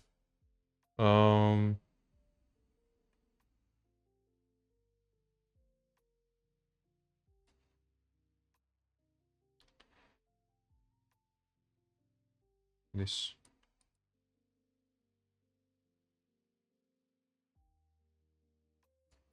Oh, all this. Hello, this is nice.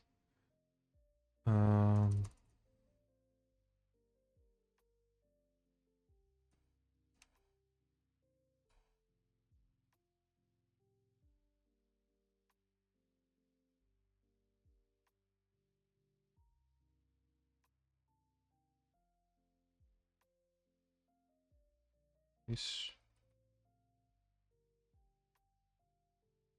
0. This can also be 0, right?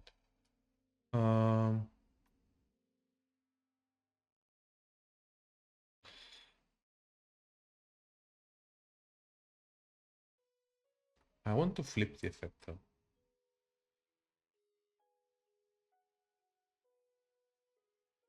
Oh, there it is. Options. Flip X based on the direction of self-entity. Flip the direction.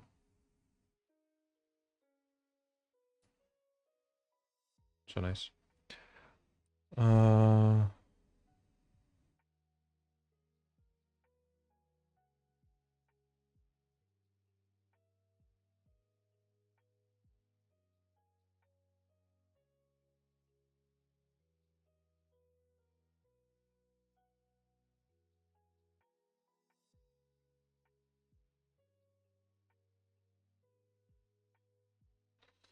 What else? Last hit time, immune cooldown.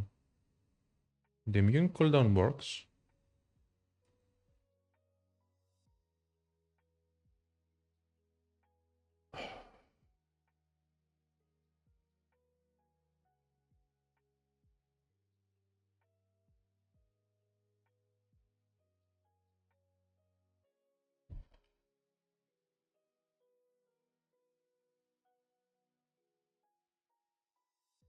If damage is above 0, then knock me back, glitch me, and whatever, right?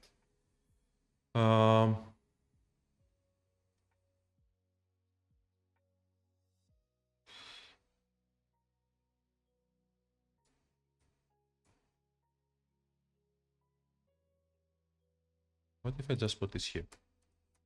What will happen then? Just checking. Just checking. Just checking.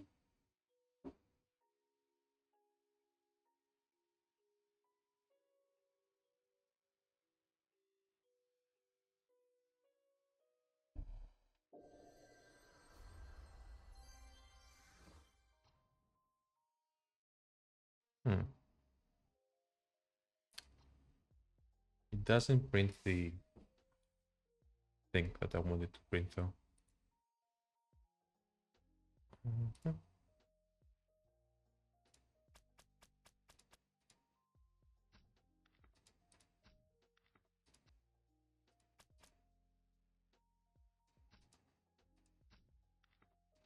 think this is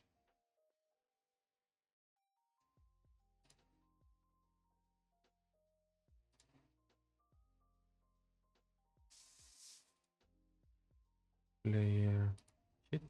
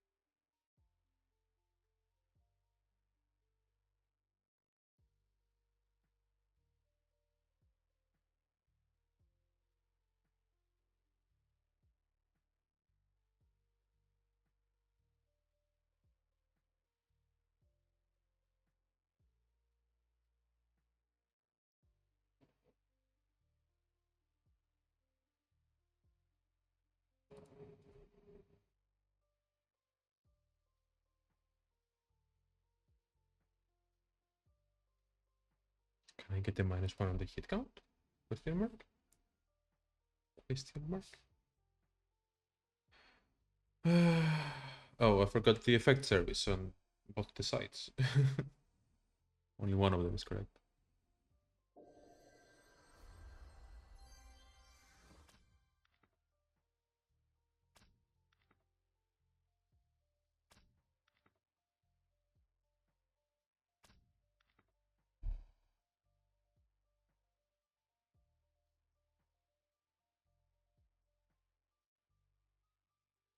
I think this is the correct one.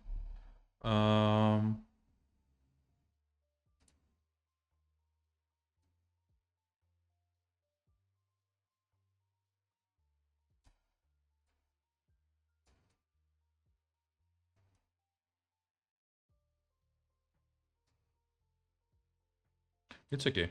I don't care too much about.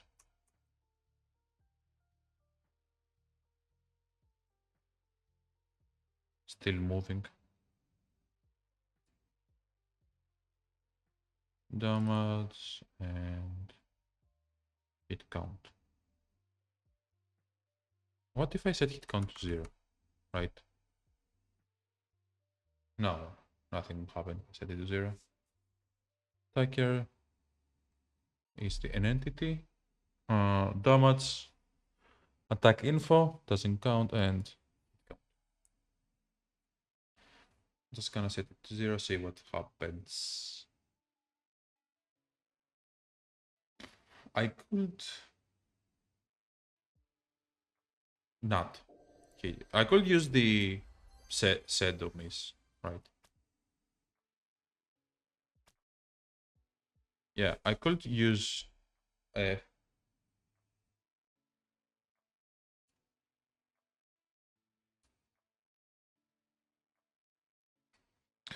I could, on this case,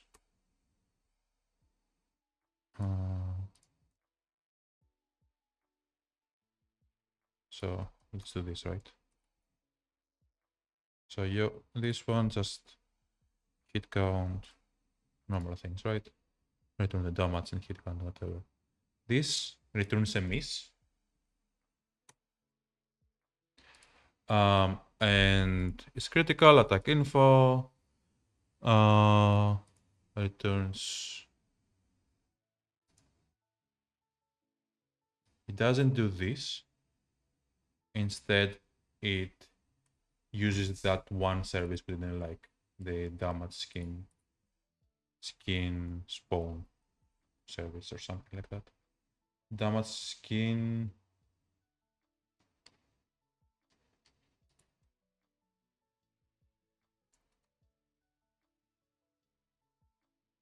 Skin sponsor or something. Damage skin service.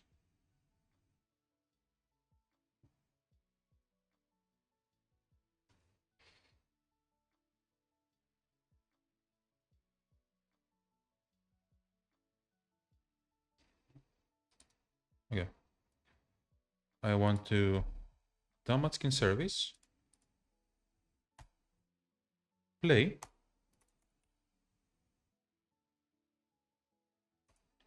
On the entity, which is gonna be the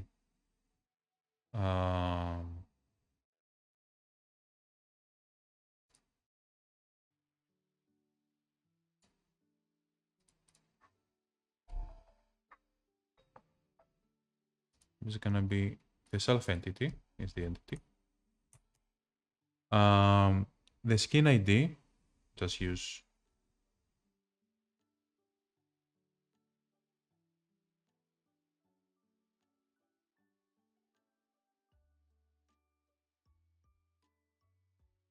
just gonna find the ID.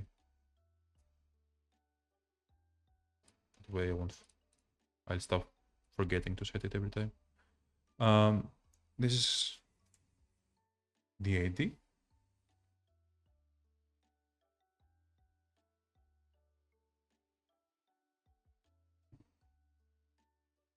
Just wanna play the miss, mate.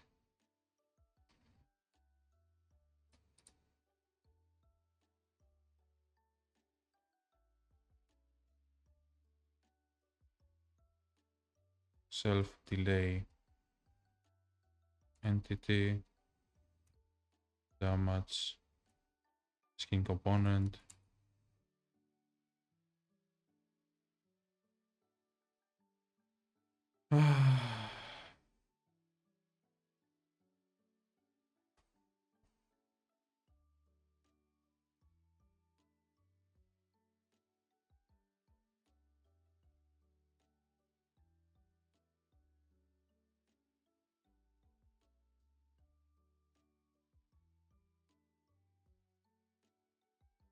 Skin ID delay per attack. What?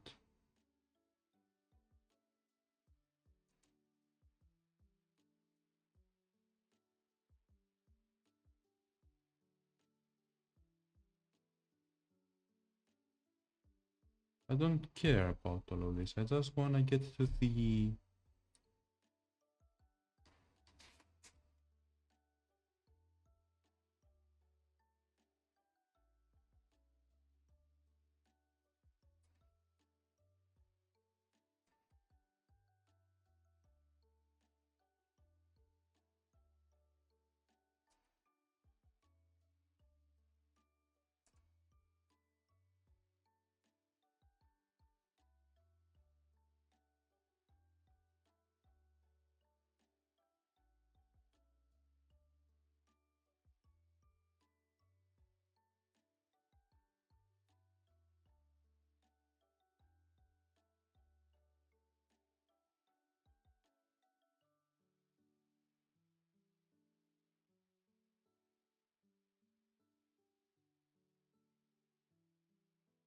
I'll do this.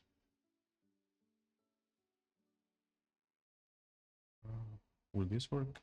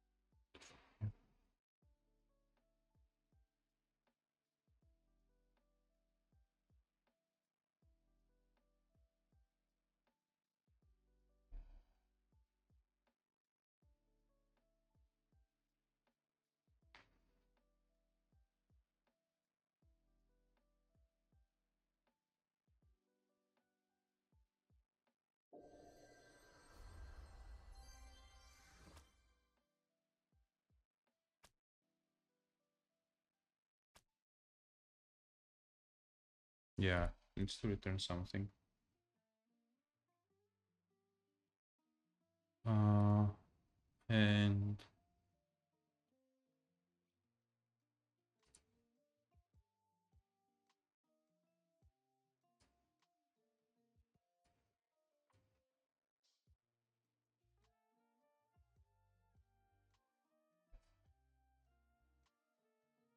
just return the damage. Yeah.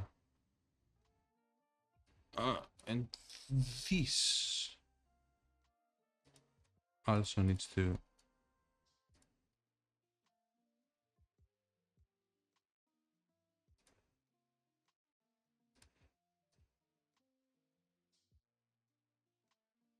this isn't working. This isn't working. I think we're going back to not having that.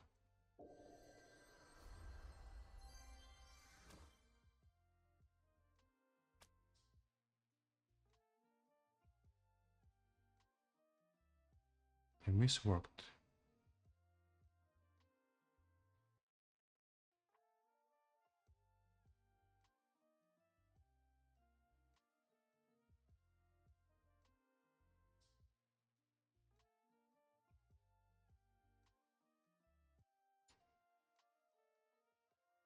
Where was this? Samples.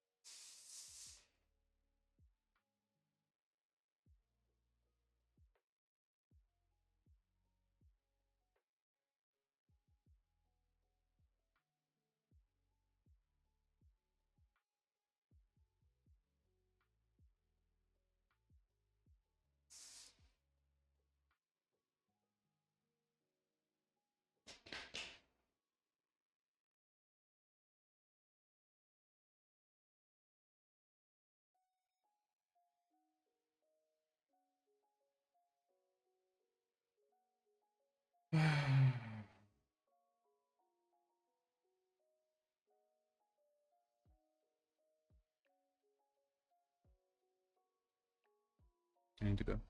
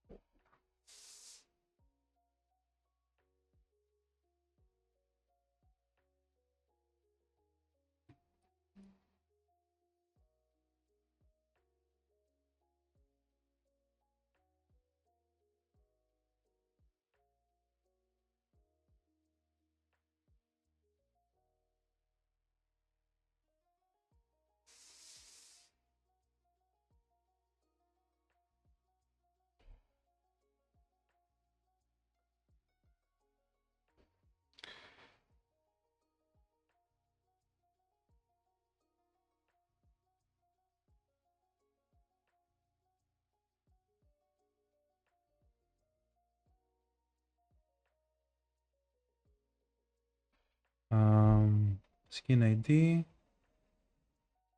text type.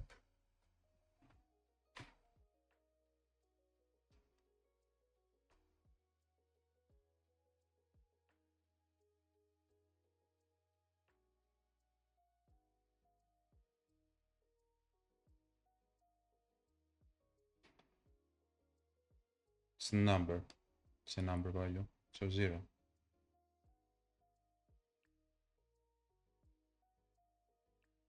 Oh, cast from 0.